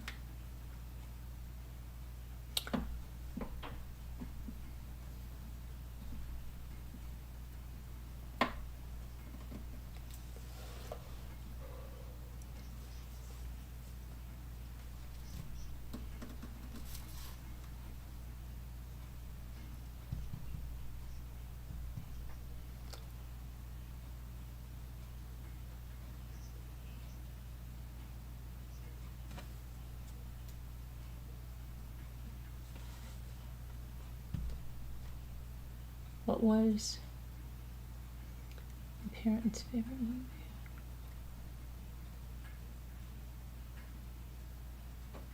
Oh, you want me to read top chatters? I will.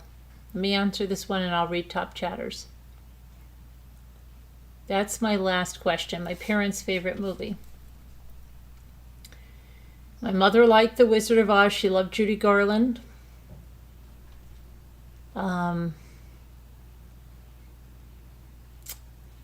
She loved, what was his, Michael Nouri. My mother liked Michael Nouri. Let's see.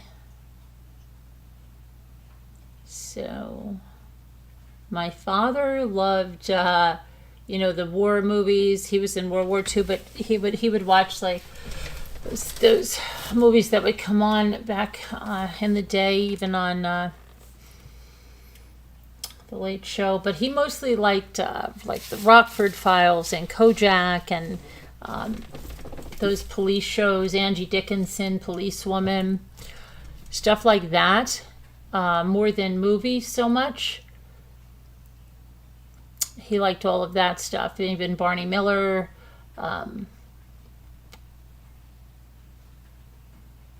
But my mother would be, I'm trying to think of my mother.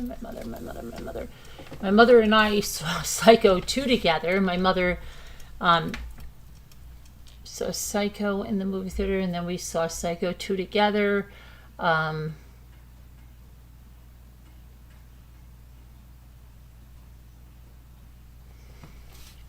She liked to walk in the clouds with Keanu Reeves.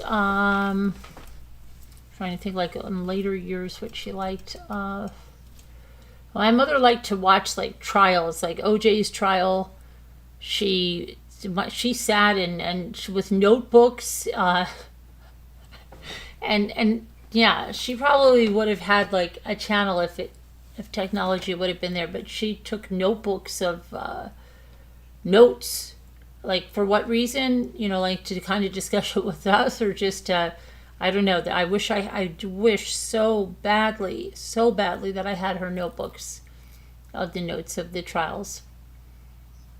Because I'm trying to think. She had them up here too in this house. I wish I had them. Can I just say a woman has given birth to 5 children?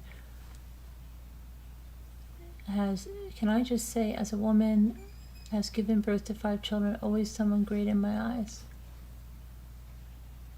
What, Elizabeth?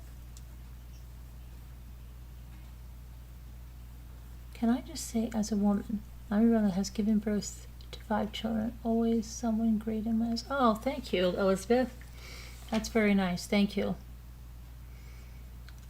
How many times have I watched The Wizard of Oz? Well, when I was a kid, remember it came on one time a year and you had to be there? Yeah. So at least every year, from until they came out on DVD and VHS first, and then with my kids, and then Ethan really liked that movie too, so we watched that. In fact, I was just cleaning out the Blu-rays, and yeah, we had The Wizard of Oz. So gosh, how many times have I seen The Wizard of Oz? Crazy. How many times?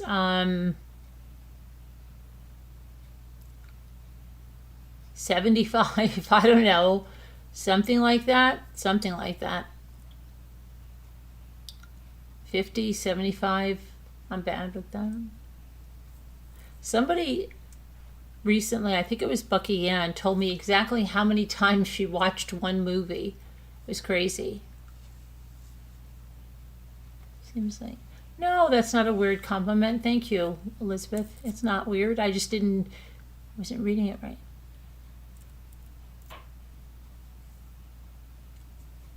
Oh wait, let me do the top chatters for hi. We haven't done top chatters in a long time.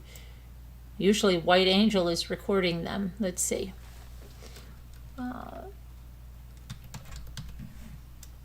Let's see who the top chatters are. Oh, would you look at that? Do we have to change this? Deborah Van Hooverden is our top chatter, so let me change that.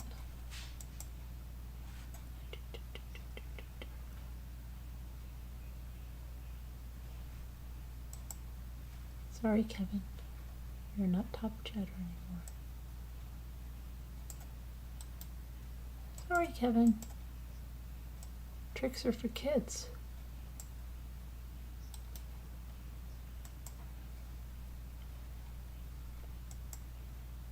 Okay, that's done. All right, so now we need number 2, Kevin Leonard. Number 3, High 61. No wonder you wanted me to read it, right? Number 4, my coffee is black. How is that? How did that happen? This says top chatter since 11/21. 5 is Rough and Ready. 6 is White Angel. 7, Adventures with Beth. 8 is M.E. 9 is Margot, and 10 is Julie W. 11 is Bucky Ann.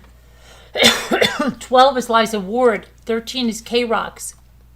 Well, I want to show you what K-Rocks got me. But maybe I should just put it in its own video. Probably should. 14 is It's Bing. 15, Shot of Poison. 16, Leanne. 17, Sherry.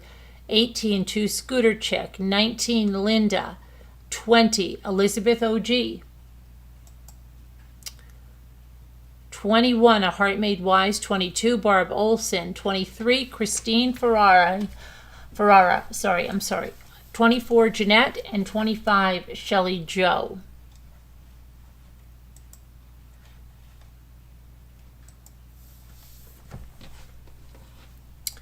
So let's see. Who's abusing you? Please stop fighting against my place on the list. Please stop fighting against it. I'm just wondering how that happened. If she doesn't stop abusing me, you're going to the other side that easily? You sound like Kevin Leonard now. My coffee is black. Kevin says, I may take to my bed. If you do that again, you're going to make me take to my bed.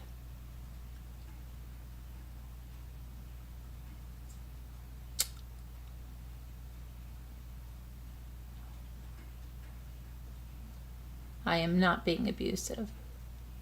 You're going to make me take to my bed. And what is this liquid dripping from my eyes? What are you doing to me? He's very dramatic.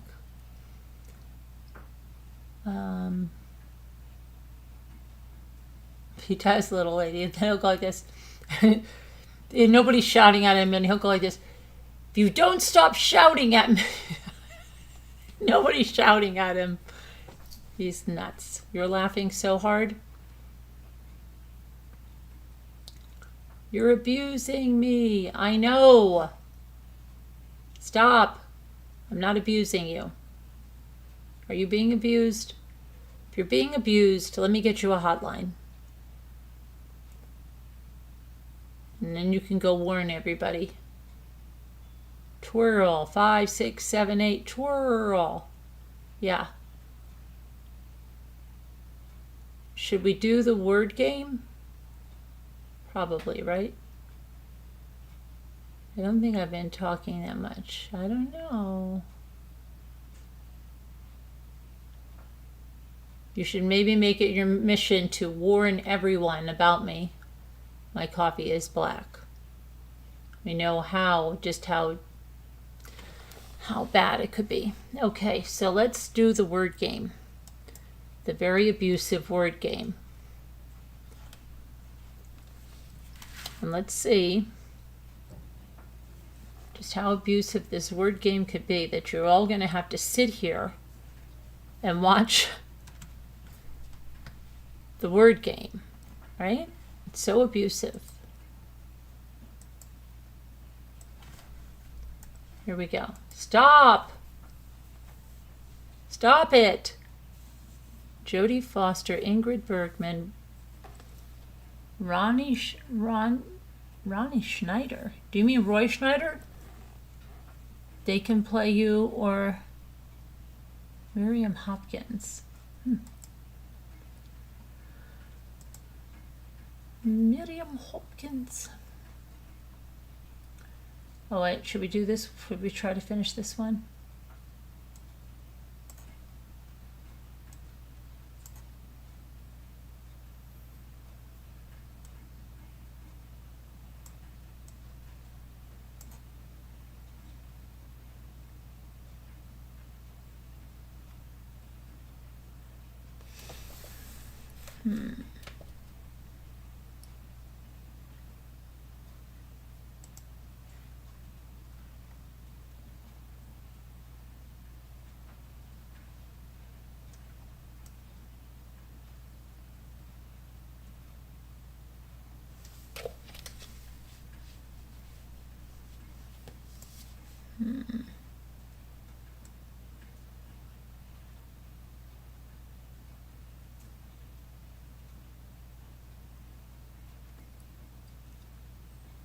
Yeah, I have that one. Hi, I need the next one.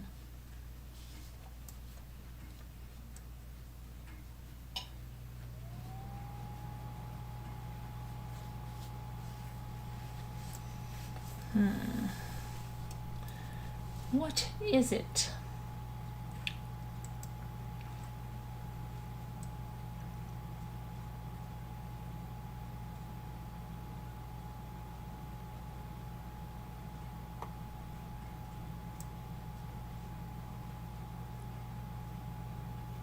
I'm just sitting there spelling words while you're all sitting here. What is this? You feel abused too? Oh my goodness. I'm sorry. You could write me a strongly worded letter. That would be good.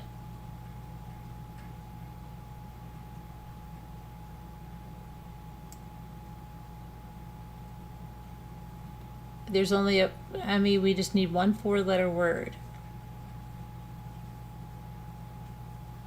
Isabel. Do you see Isabel, Jeanette? I don't see Isabel. Margot, is the other Zoom still running? Pelt, I already have it, Emmy. Julie W. My coffee is black, you're bad. Okay. Julie, don't let black coffee get you in trouble. Let. Yes. Who said that? High 61. High 61 is very good at this game. Do you play this game? But that wasn't the right thing. It was close, but no cigars. P-L-I-E. Okay.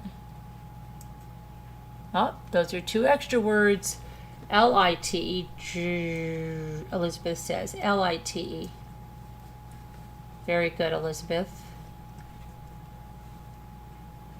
Very good.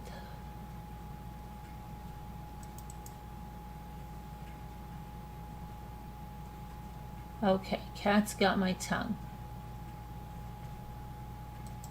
Now let's do the daily.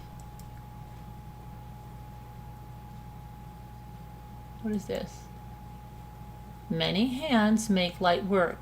I need a Y and a W. I don't even know how I do this. But Sharon is always paying attention. I always feel like she sees extra things I don't have. Right? And or abuse. Unfortunately, I have 5 movie questions. Fortunately, I have 5 more movie questions. Go ahead. You can ask me a question while I'm playing the game. Go ahead. Members. That was easy. And then we know member. And then, let's see. Beer.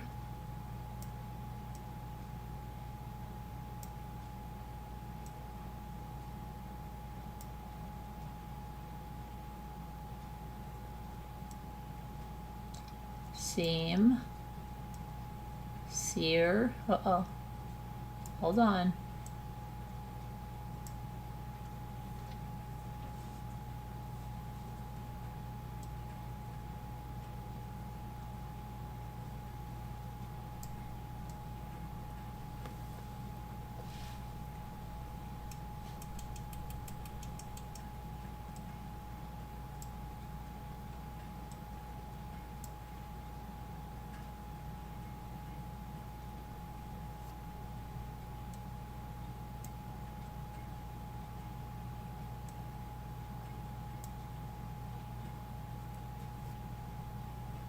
Embers, very good. Well, let's do ember and then embers. Thank you. Sermon says high 61. That looks like that'll be an extra. No, there's no N. Sorry, there's no N. Let's see. I did,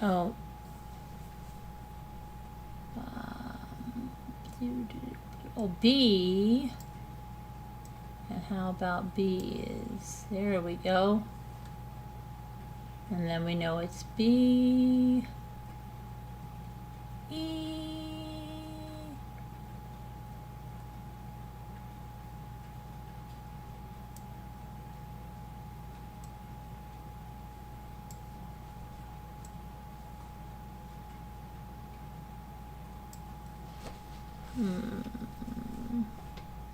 Has to be B.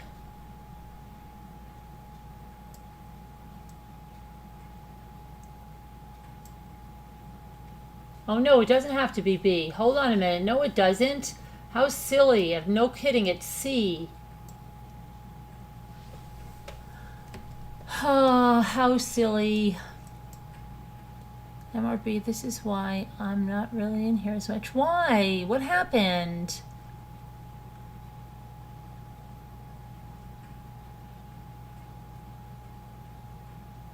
Why? What happened?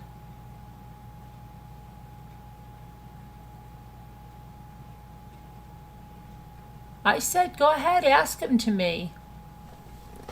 You shouldn't let anybody make you feel uncomfortable. I'm fine with them. Go ahead. That's what your block button is for. If someone's making you feel uncomfortable, you can just, I'm listening. Go ahead. Why is it so weird? I don't think it's weird. And that's the only thing that should matter to you. You can't please everyone, so you have to please yourself. I'm fine with it.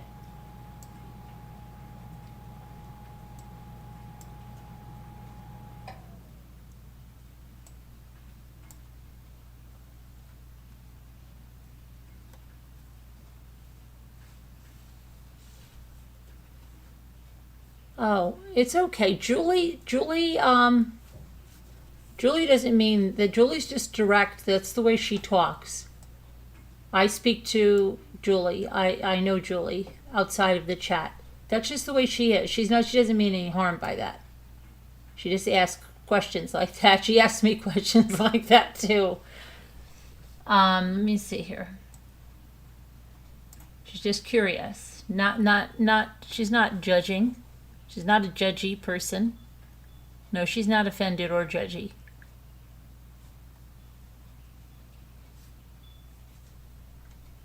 Jamming.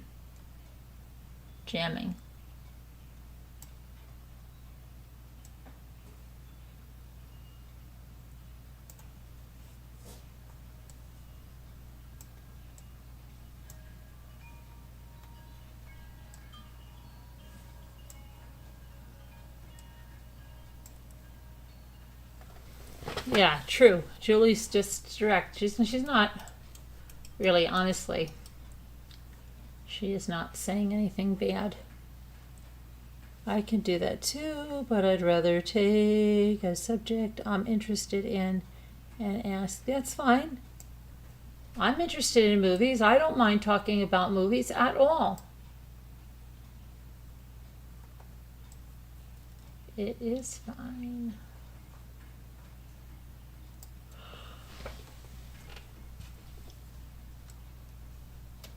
Oh, I did mean.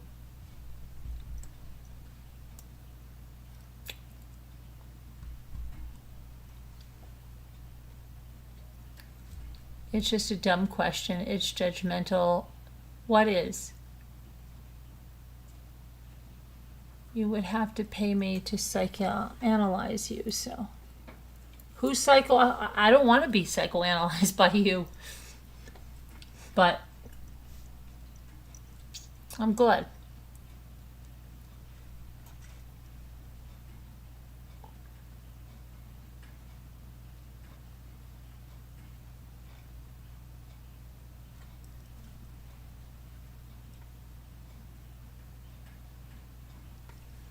Go ahead. Nobody's offended. I don't think anybody's offended by your question.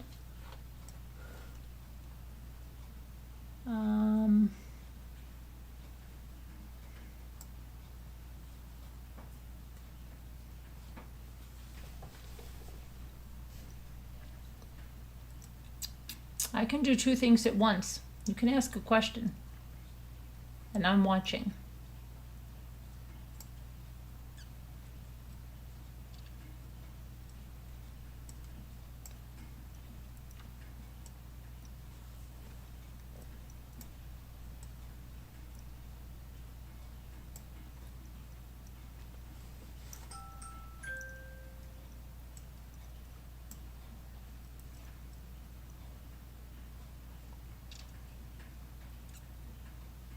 You've been asking me, yes, a bit more concentrated, right? Yeah.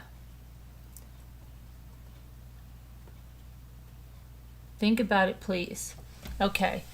MRB, I've been asking you about movies for not sure how long tonight. A bit more concentrated, right? So, why is Julie asking me why I'm asking you?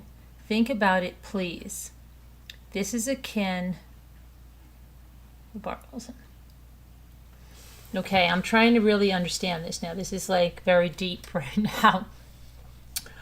You're asking me, why is Julie asking you why you're asking me? This sounds like video reel. Video reel, are you here?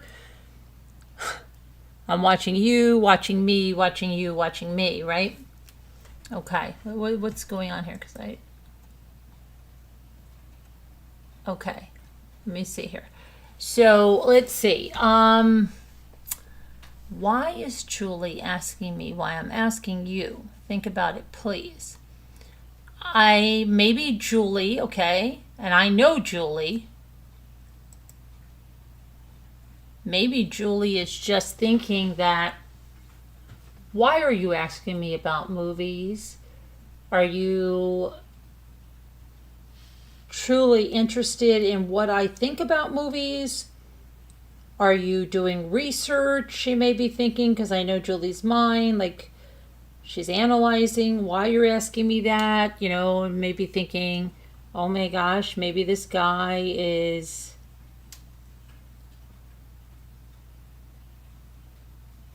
writing a movie or whatever. Because like when I was in high school, this English teacher of mine started to work with Mr. Rogers. He asked us all a bunch of questions relating to his new venture. So maybe she thinks you're on a new venture or something. I don't know. And wondering why you're picking my brain. Are you truly interested in what I am, or just, you know? Carolyn said a while back that she can't stand movies about sci-fi. Right. She's just curious. Julie's a very curious lady. I'm going to talk about myself in here from now on. Okay, good. Come on now, Coffee. Talk about whatever you like. I would like you to talk about yourself. I'd like to know more about you. Can I ask you a question? Can I ask you a question? What movie do you think is the best adaptation from book to movie? Can I ask that? No. You can do whatever you want.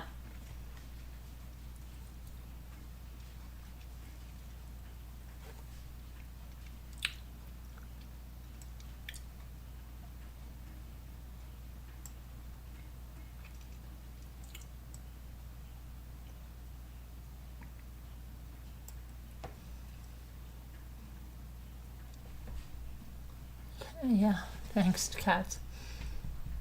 I'm being fun. Please smile. I am smiling.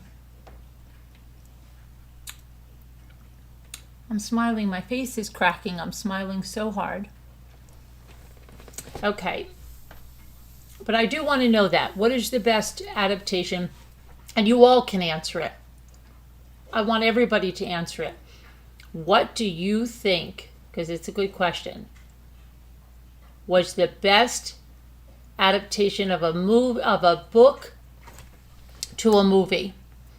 Which movie really got the book spot on, or as close to spot on as possible? Okay, and then on the flip side, you can tell me the worst. Tell me the best and the worst. Book to movie, yeah. The best book to movie and the worst book to movie. Best and worst. I'm interested to see everybody's answer. It's a good question. I'm glad I thought of it. I'm very glad I thought of that question. Okay, and in the meantime, I will play this.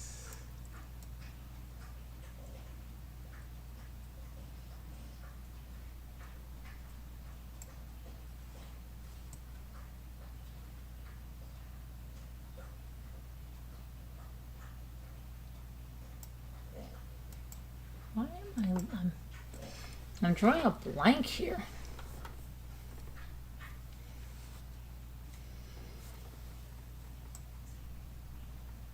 Let's go.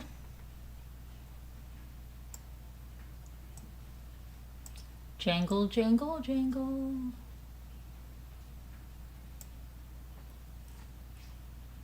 Have I read Space Odyssey? No. Space Odyssey is the best. Book to movie, Space Odyssey, okay. All right.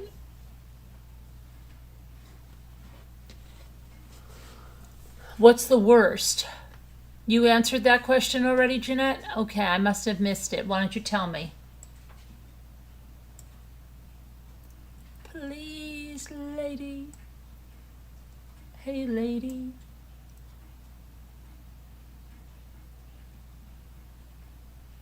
Space Odyssey. What about everybody else? The best. What's the worst?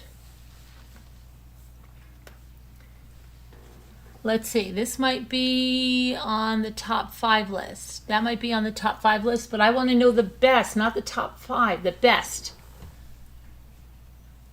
Kubrick and the author were working together. Okay.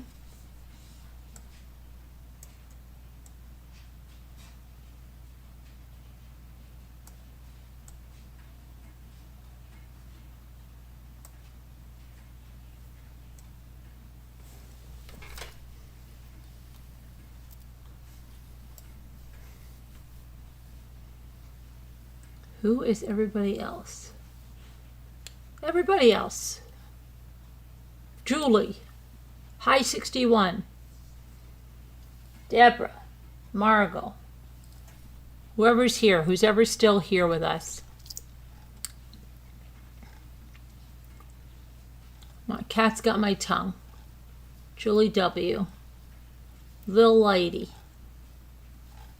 Lil Lady. Come on. Elizabeth. Who else? Come on, who else is he still? Let's go. Let's go. Come on, Elizabeth, where are you?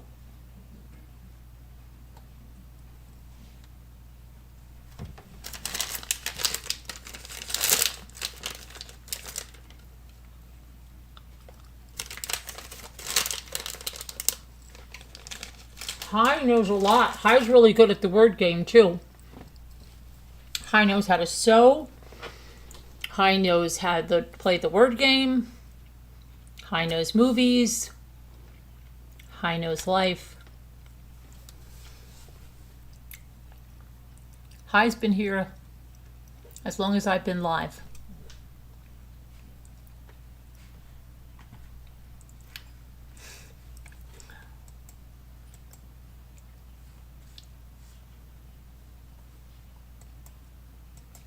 Julie knows a lot too. She really does. Don't be hard on Julie. Julie's good. Julie's good people.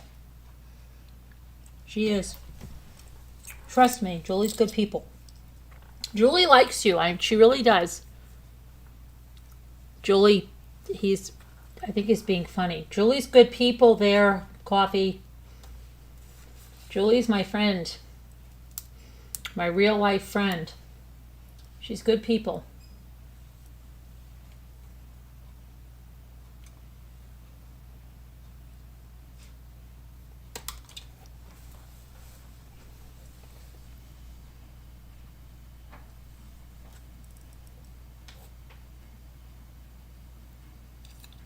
Ming.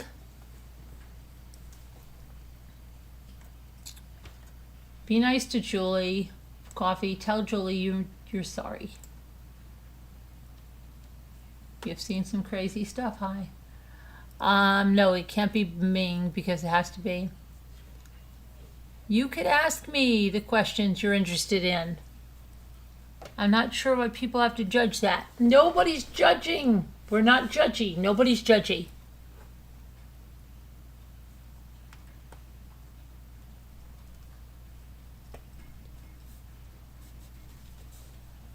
You don't have to donate to me to ask me a question. Yeah, I think Coffee was joking around, but I think it's hard to gauge that from a text. But we love you, Julie. Coffee loves you too. Coffee, please be nice to Julie.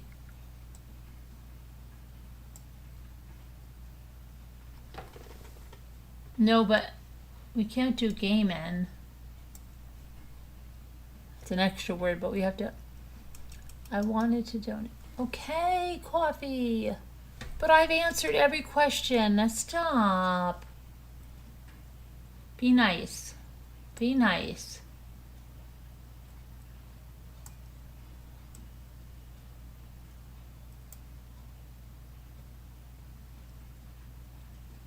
Let's everybody get along. Be nice. I've had holidays are hard for me. Be nice. Okay, hard for a lot of people. Be nice. Be kind. Be kind. What is this one? Mina, I think I tried Mina. No, it's not going to work because it has to be above that. No, it has to be it has to be before an M. Be nice, be nice, be nice, be nice. No, it has to be after a G.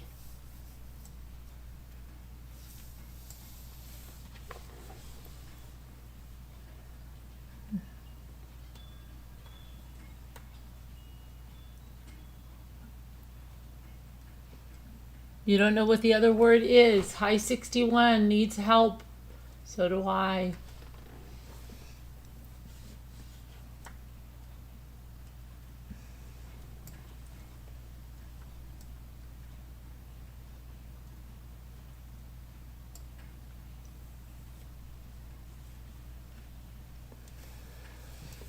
Thank you, Cat's got my tongue. Appreciate that.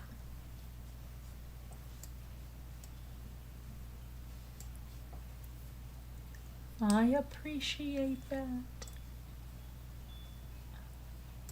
Hi, Flow on the Go. Magi. Oh, yes, Flow on the Go.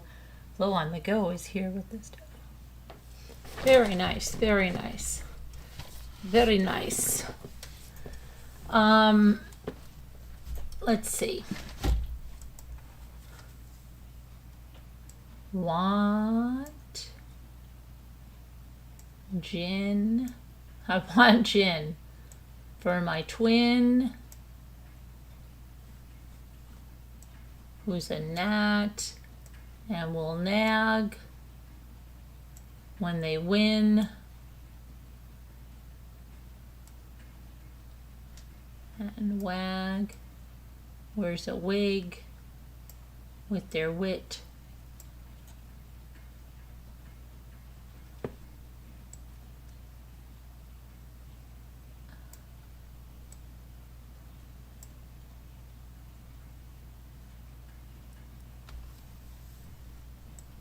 Gets a tan and makes some gains.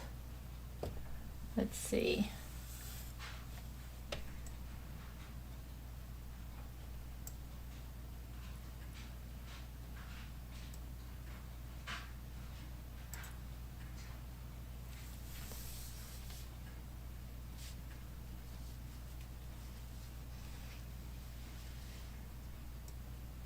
Wanting, right, and wait. Tin,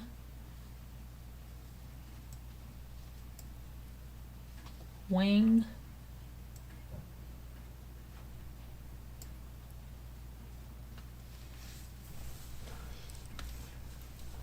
giant, giant sweater,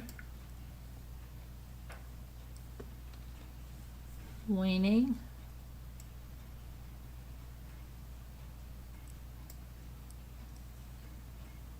okay.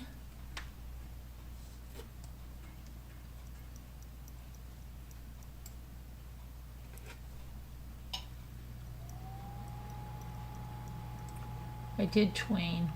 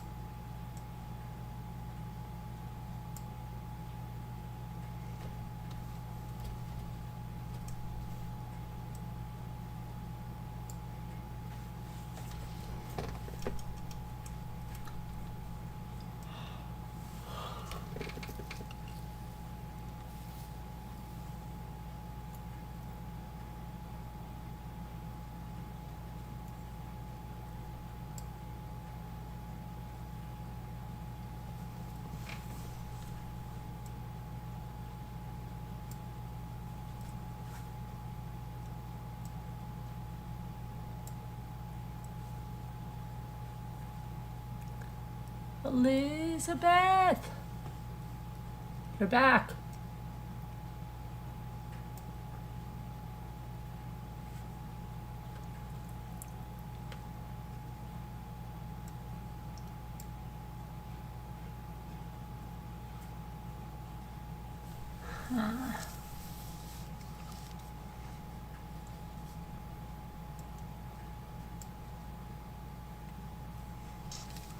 One more. One more time. There we go.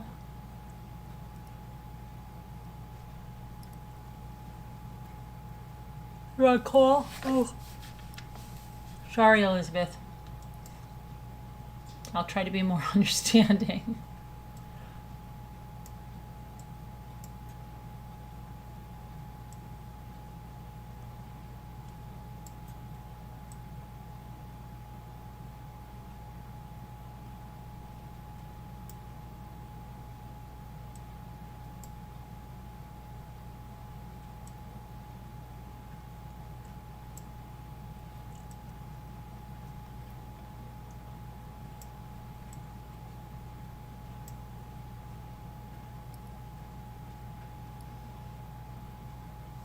Hit me, baby, one more time. What's wrong? You never told me your worst adaptation. Worst book to movie. Coffee Black and everybody else. Worst book to movie, please.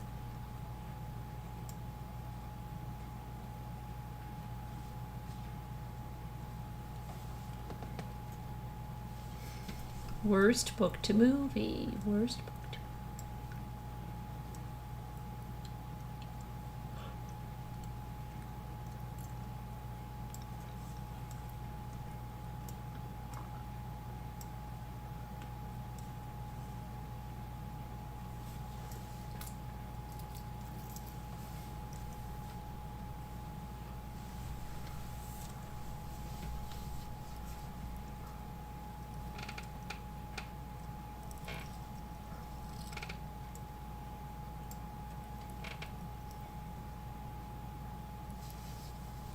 You answered that question? You're singing now, love? You're singing? Okay. You're not going to answer me? Okay. That's okay. I'm singing too. Can you hear me? Hello. Hi. Hi.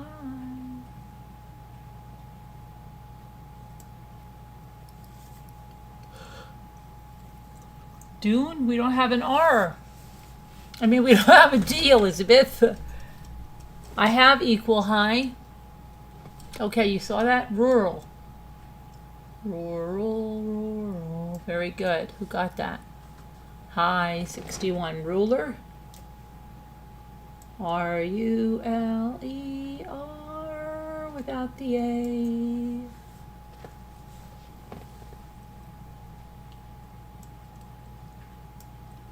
Rear.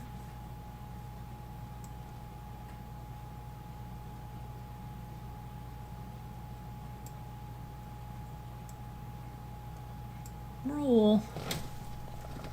Did we do rare? Yes, we did.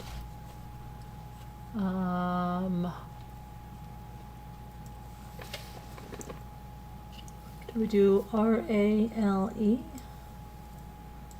We did rule. We did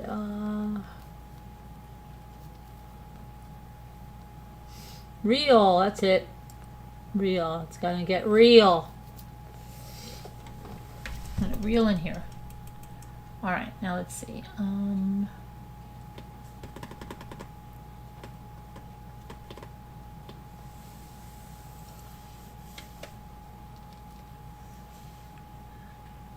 You real? No, really? Come on, stop.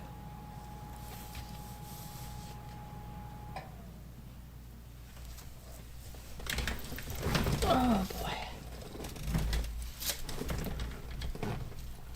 We have a with which we have agreed. We have agreed with which we have agreed. You think you have to want more than you need. What? Where's that from? We have agreed with which we have agreed. You think you have to want more than you need. It sounds like that's from a musical. I'm going to find that out.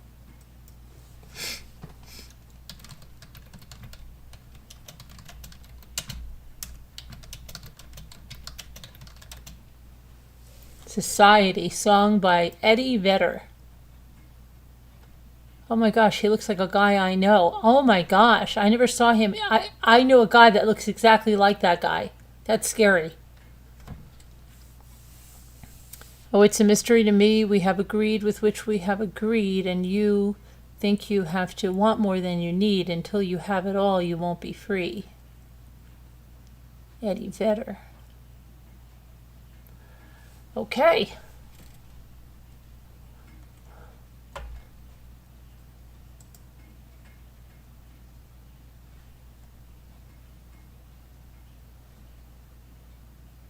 When you want more than you have, you think more than you need, and when you think more than you want, your thoughts begin to bleed. I think I need to find a bigger place, because when you have more than you think, you need more space. It sounds like a horse of a different color. It sounds like something in The Wizard of Oz. Society, you're a crazy breed. I hope you're not lonely without me. Okay, I hope you're not angry if I disagree. Okay. Eddie is the lead singer of Pearl Jam. Okay. But Eddie looks just like a guy I know. I could show you High 61 in a photo, but I would not do it on here because the guy is a kind of a, well, he's kind of a public person. He's somebody I don't want to put him out there. Let's do that. Let me do that.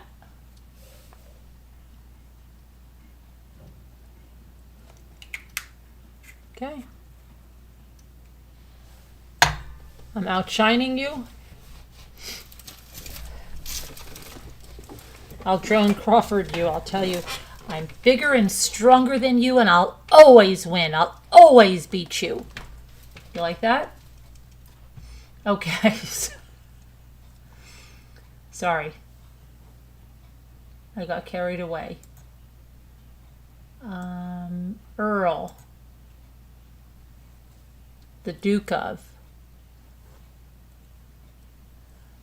Duke of Earl. Okay. And then we will do lure. I'm going to lure you away. Okay. He's by the lake. Yes, he is. I know a guy that looks exactly like him. Like, I'm almost convinced that it's the same guy. Okay. Anyway. All right.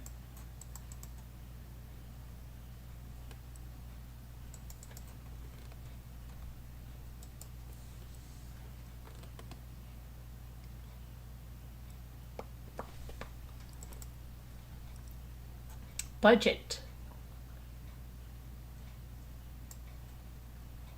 Bud. Dub. Debut. Okay.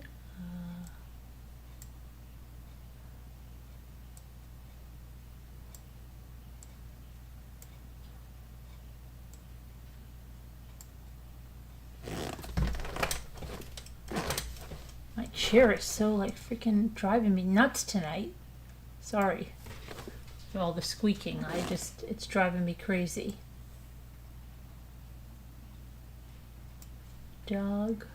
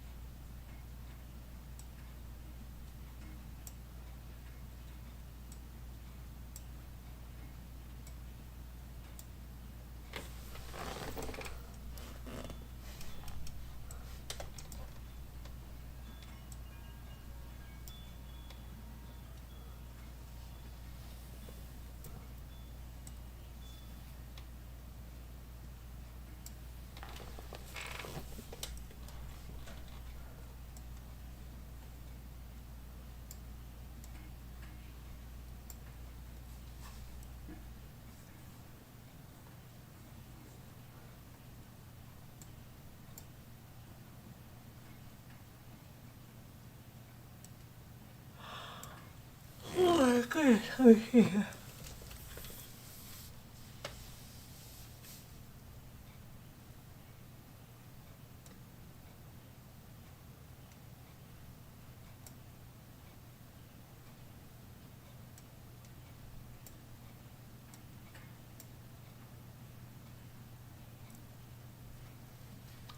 Not my favorite. You're not sure about Pearl Jam, but some good songs. Let's move on. Let's move on. I'm moving on. But tonight I'm moving on. That's what's his name? Moving on. What's his name? The one that's Nicole Kidman's husband. Keith Urban. Keith Urban. Okay.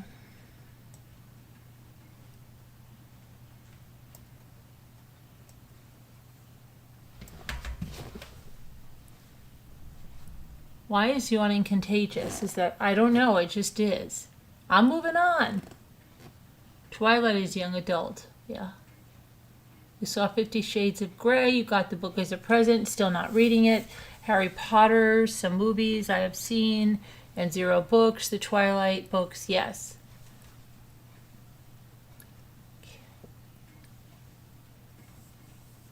No, I don't think it's tonight I'm moving on. Tonight I want to cry. That's what Keith Urban says. Tonight I want to cry. Yeah, tonight I'm going to cry or something like that. That's Keith Urban. That's pre-Nicole Kidman. That's his best period. Okay, I've got to get something. In my opinion. In my opinion. That's what I think, in my opinion.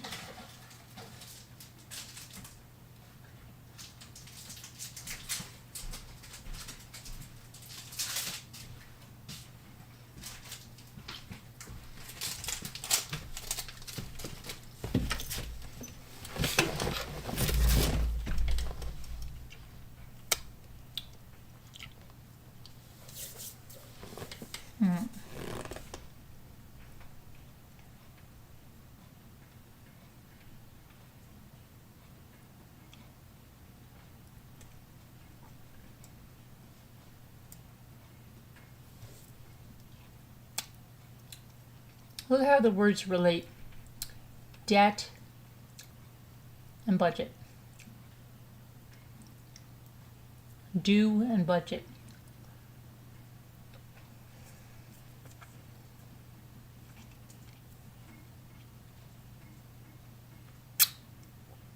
"50 Shades of Grey" is Disney version.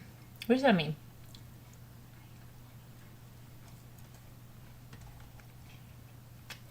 I never saw it. Coffee's black.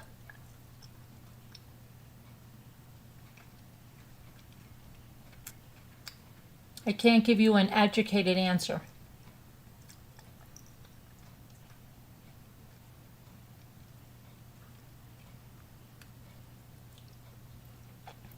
No, it's not a plan. I've never seen that movie.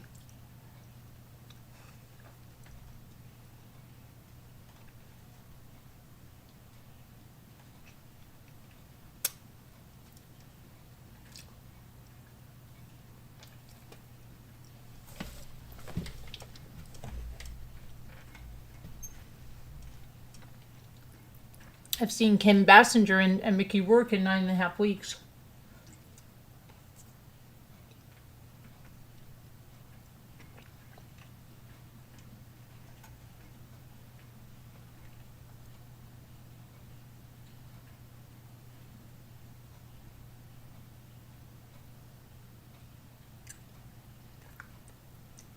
I think so. My coffee's black. I'm not that sheltered.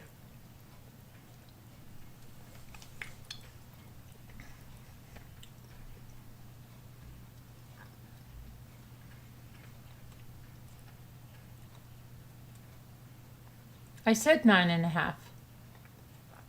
I said 9.5 weeks.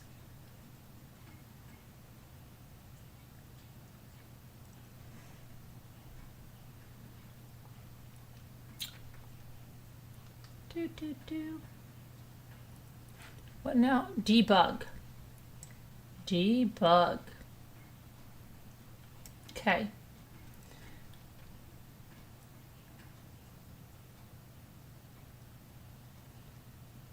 Okay. I guess I didn't see it. I don't know Fluffy Black because I haven't seen it. Ask somebody who has seen the movie. I haven't seen it. So anything I would say, if I said I agree with you, it would really be a lie. Because I haven't seen it. So how could I agree or disagree? Right? Right.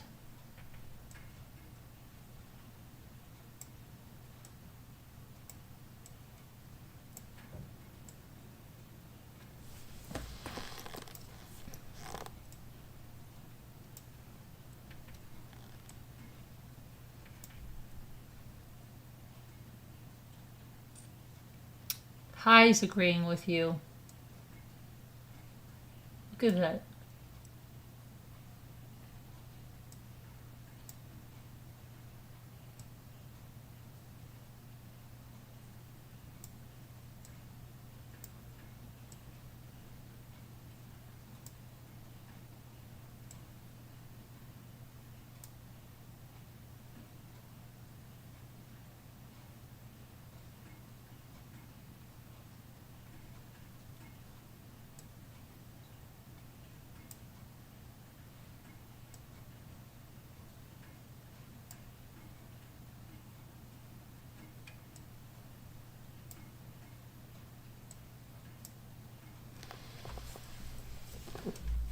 It was a pity it didn't get an Oscar for the wrestler.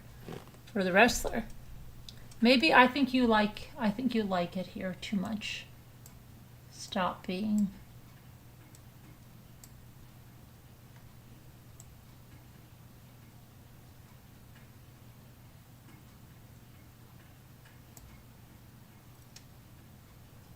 Train. How to Train Your Dragon.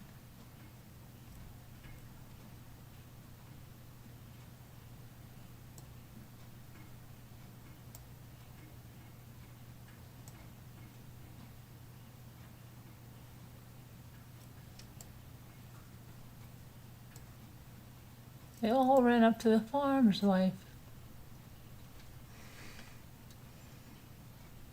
I don't think I saw The Wrestler. Mickey Rourke in The Wrestler, he got nominated. I didn't see it.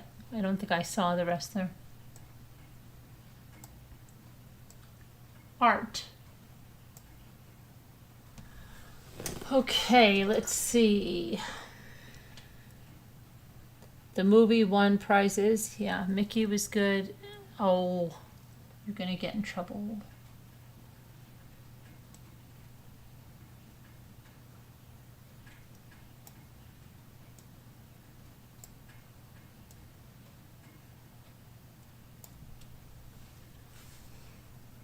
I have Aria. Do I have anti? Anti-disestablishment.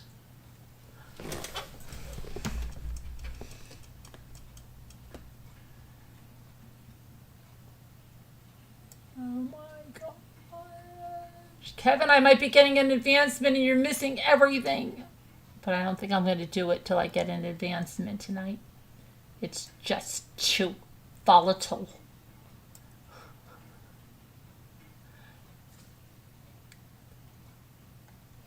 Go ahead, ask more movie questions. Let me see. What am I going to do here?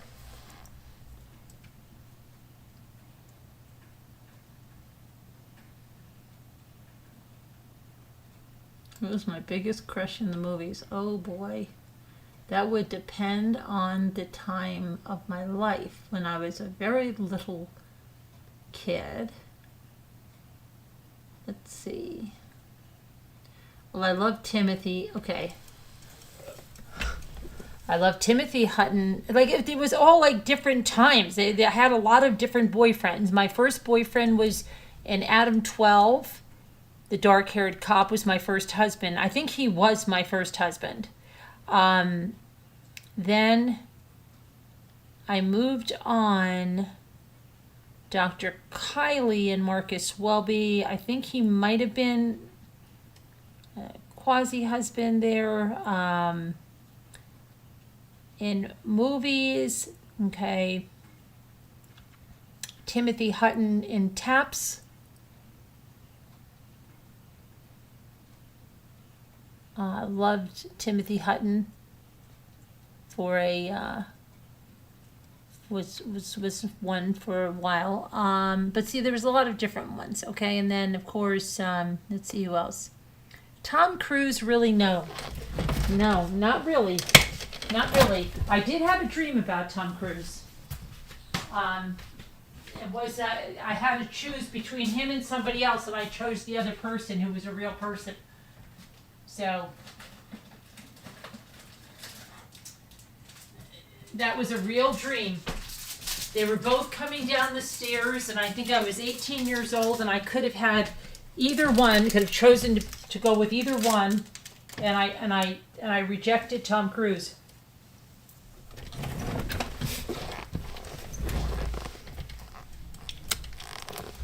So I don't think so. I rejected him. Tom Cruise, I don't like Tom Cruise.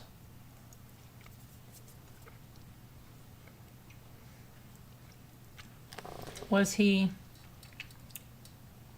No, he was coming down the stairs in my dream.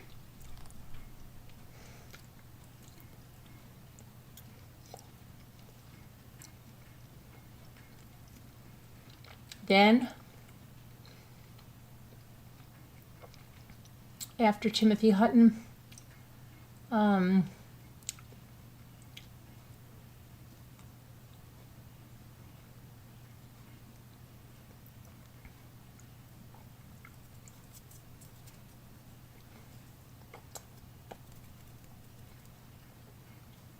who was the guy?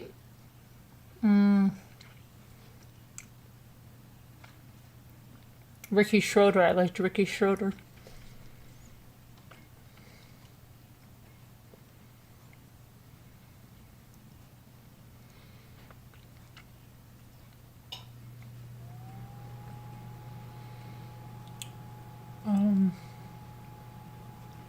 Never liked Kirk Cameron.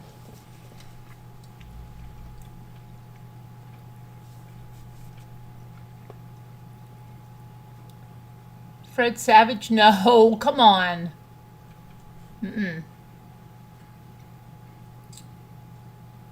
Not Tom Hanks either, really. No, not at all.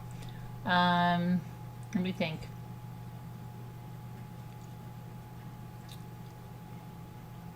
Richard Gere, maybe. Officer and a Gentleman. Keanu Reeves, yes. Elizabeth, yes. Walk in the Clouds. Oh, thank you. Yes, love Keanu Reeves. Loved Keanu Reeves, especially in A Walk in the Clouds. Love that.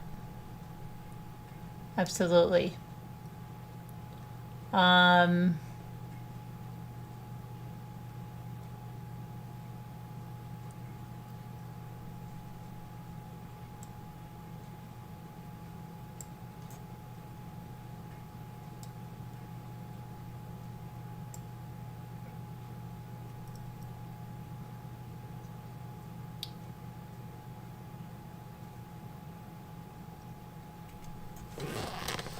Okay, and then, who else?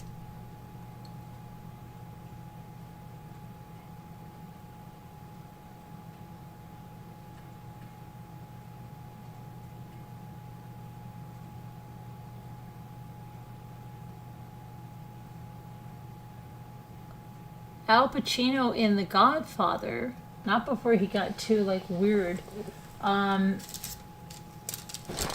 But in The Godfather, also James Caan in The Godfather was nice too.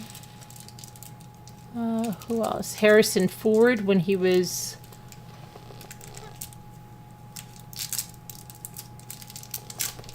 a little bit of that. George Clooney is so corny. Yeah, I know. George Clooney.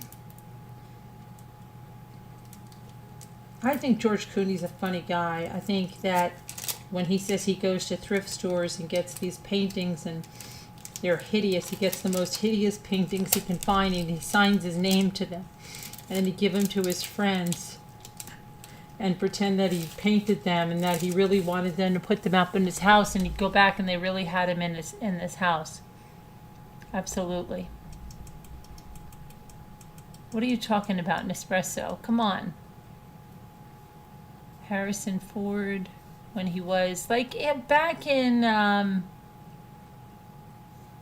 that I watch those Star Wars movies and stuff, but yeah, and I know he's Indiana Jones, but like back at that time and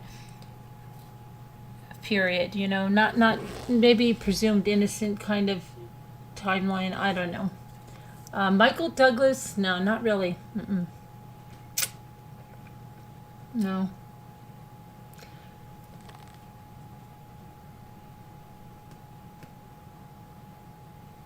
Boy Meets World. Let's see, who else?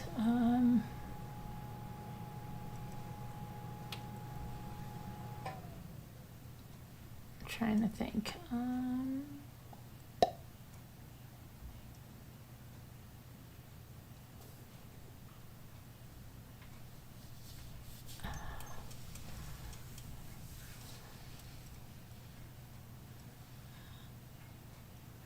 I never thought Carrie Fisher, she was just average.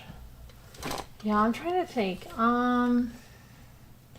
Who else? Who else? Who else? Who else? Who else? Oh boy. Aiden Quinn is sweet. Yeah, he's okay. He's okay. Yeah, his eyes. I hear you on that.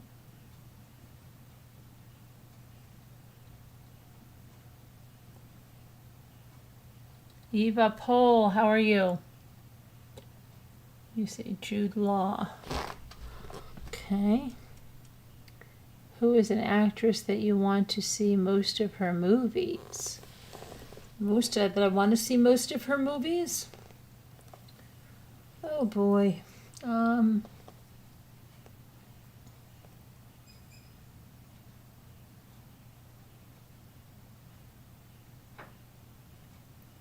I really liked Susan Sarandon and James Spader in White Castle. I loved that movie, White Castle. Did you ever see White Castle? I loved that movie. Loved that movie.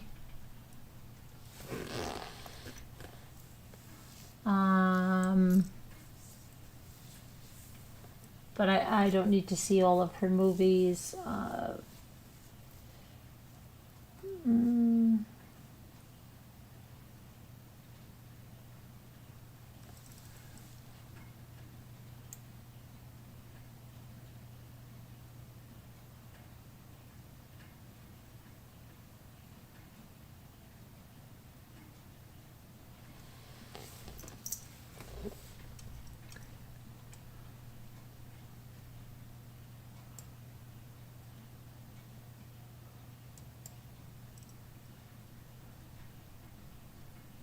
Whoopi Goldberg, yeah.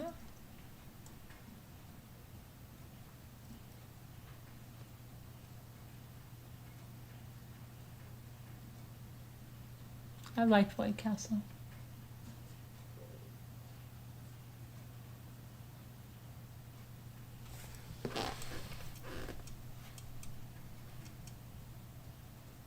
That was another movie that like really wasn't very realistic, but you kind of just,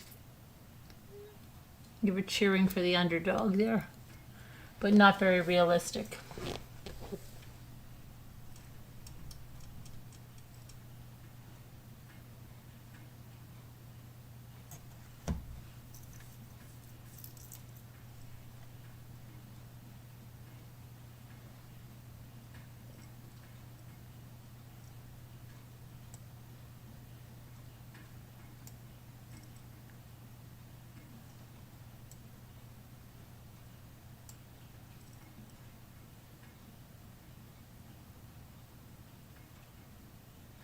Yeah, I know James Spader, Jeanette.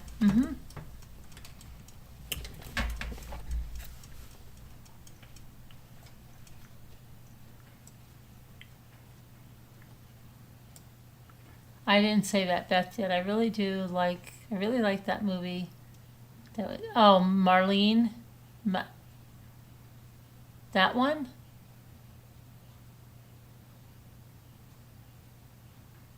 I always forget what they say. Marlene, whatever the heck it is. Marlene, that cult movie. Yeah. I did see that. I thought it was good. Okay, let's see. Don't you think it's very apt that a cult movie would be made here by me, since I run a cult? Annie McDowell is always very charming for me. Plus, I love she's embracing aging and gray hair. Yeah, she's nice. Haven't thought about her in a while. I did see that one. Okay, let's see here. Doodly doodly do.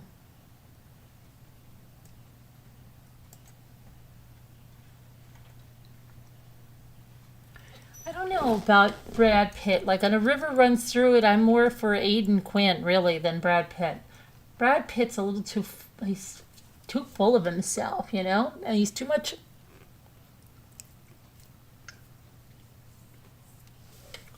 pretty boy like that. I would say that I might join your cult if you had one, but alas, you do not. Well, you don't really know that, but okay. Sharon, do I have a cult?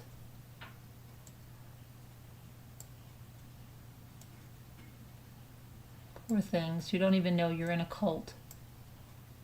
Poor things. Okay, what do I have here?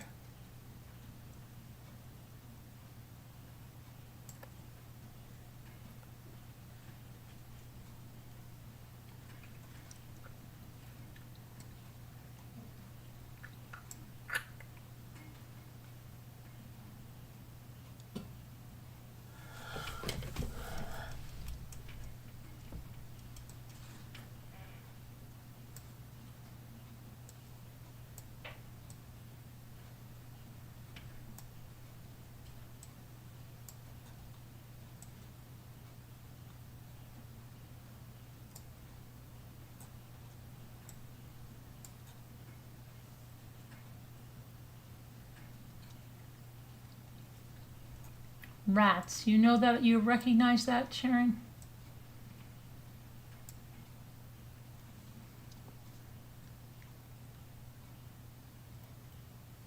Everyone says so, so it must be true.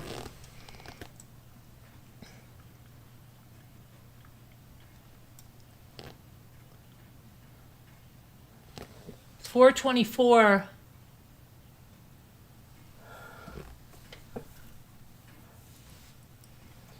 It's 4:24 and the shop will be closing at 4:30. Please pick up your last items and get them ready to bring through the register.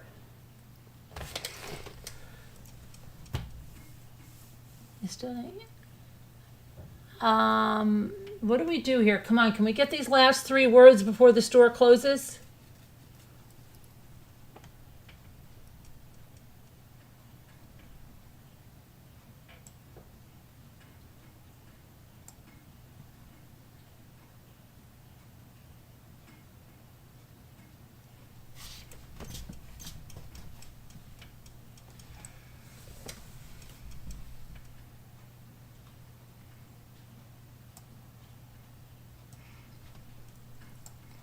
Can we get these before the store closes, please?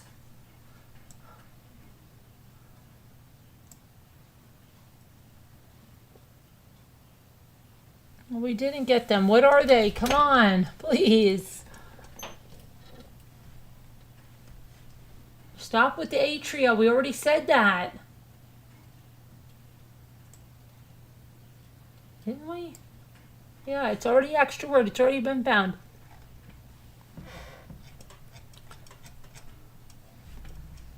Do you live the Gladiator movie? Do I love it? You know my answer on that one. I've not seen it.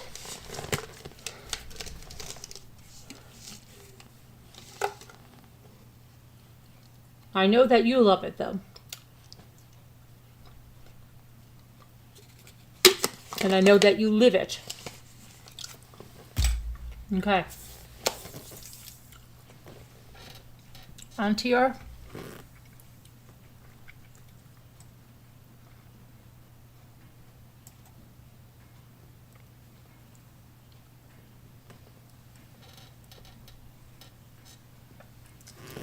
the store is getting ready to leave, to close, to leave.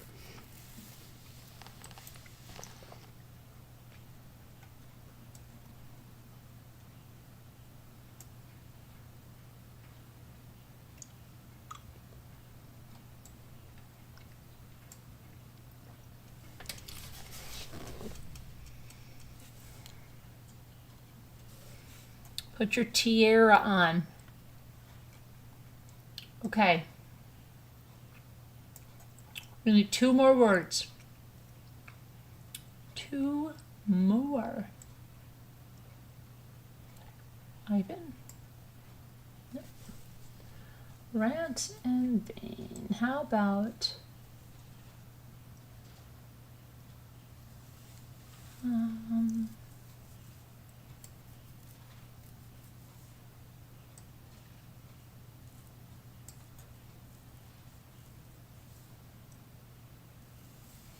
yeah, but hi, we need a 4-letter word and a 3-letter word.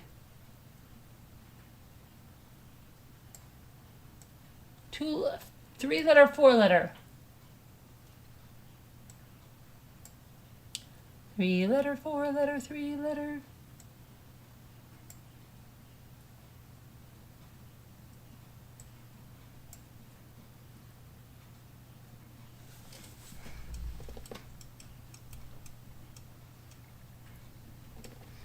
Come on. Come on.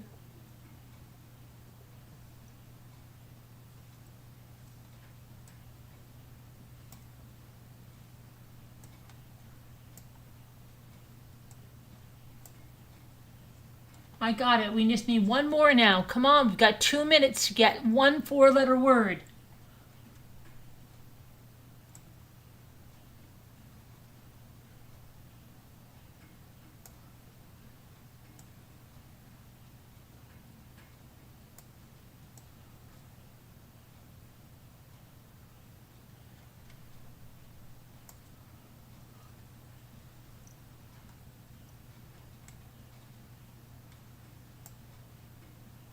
Yay! High 61. Yay! Tomorrow we'll make an advancement.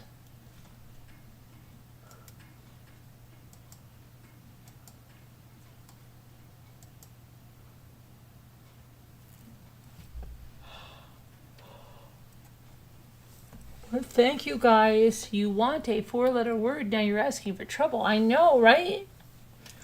Girl, no pressure. We already did it. We did it because we're the champions, my friends. We'll keep on fighting till the end. All right, people. Thank you so much for hanging out over here in the light side. Love you guys. God bless. Prayers for all. Please be kind. See you later. Thank you so much, everyone. Have a good night. Be good. Bye. Go watch my relaxing moving sand video, my sand moving video. You can turn the music off and just stare at it if you want to fall asleep. And then maybe you could watch it with the music on low. All right? You're just here for the word cookies? Okay, for the cookies? All right. Thank you for hanging, everyone. See you, everyone, later today, tomorrow.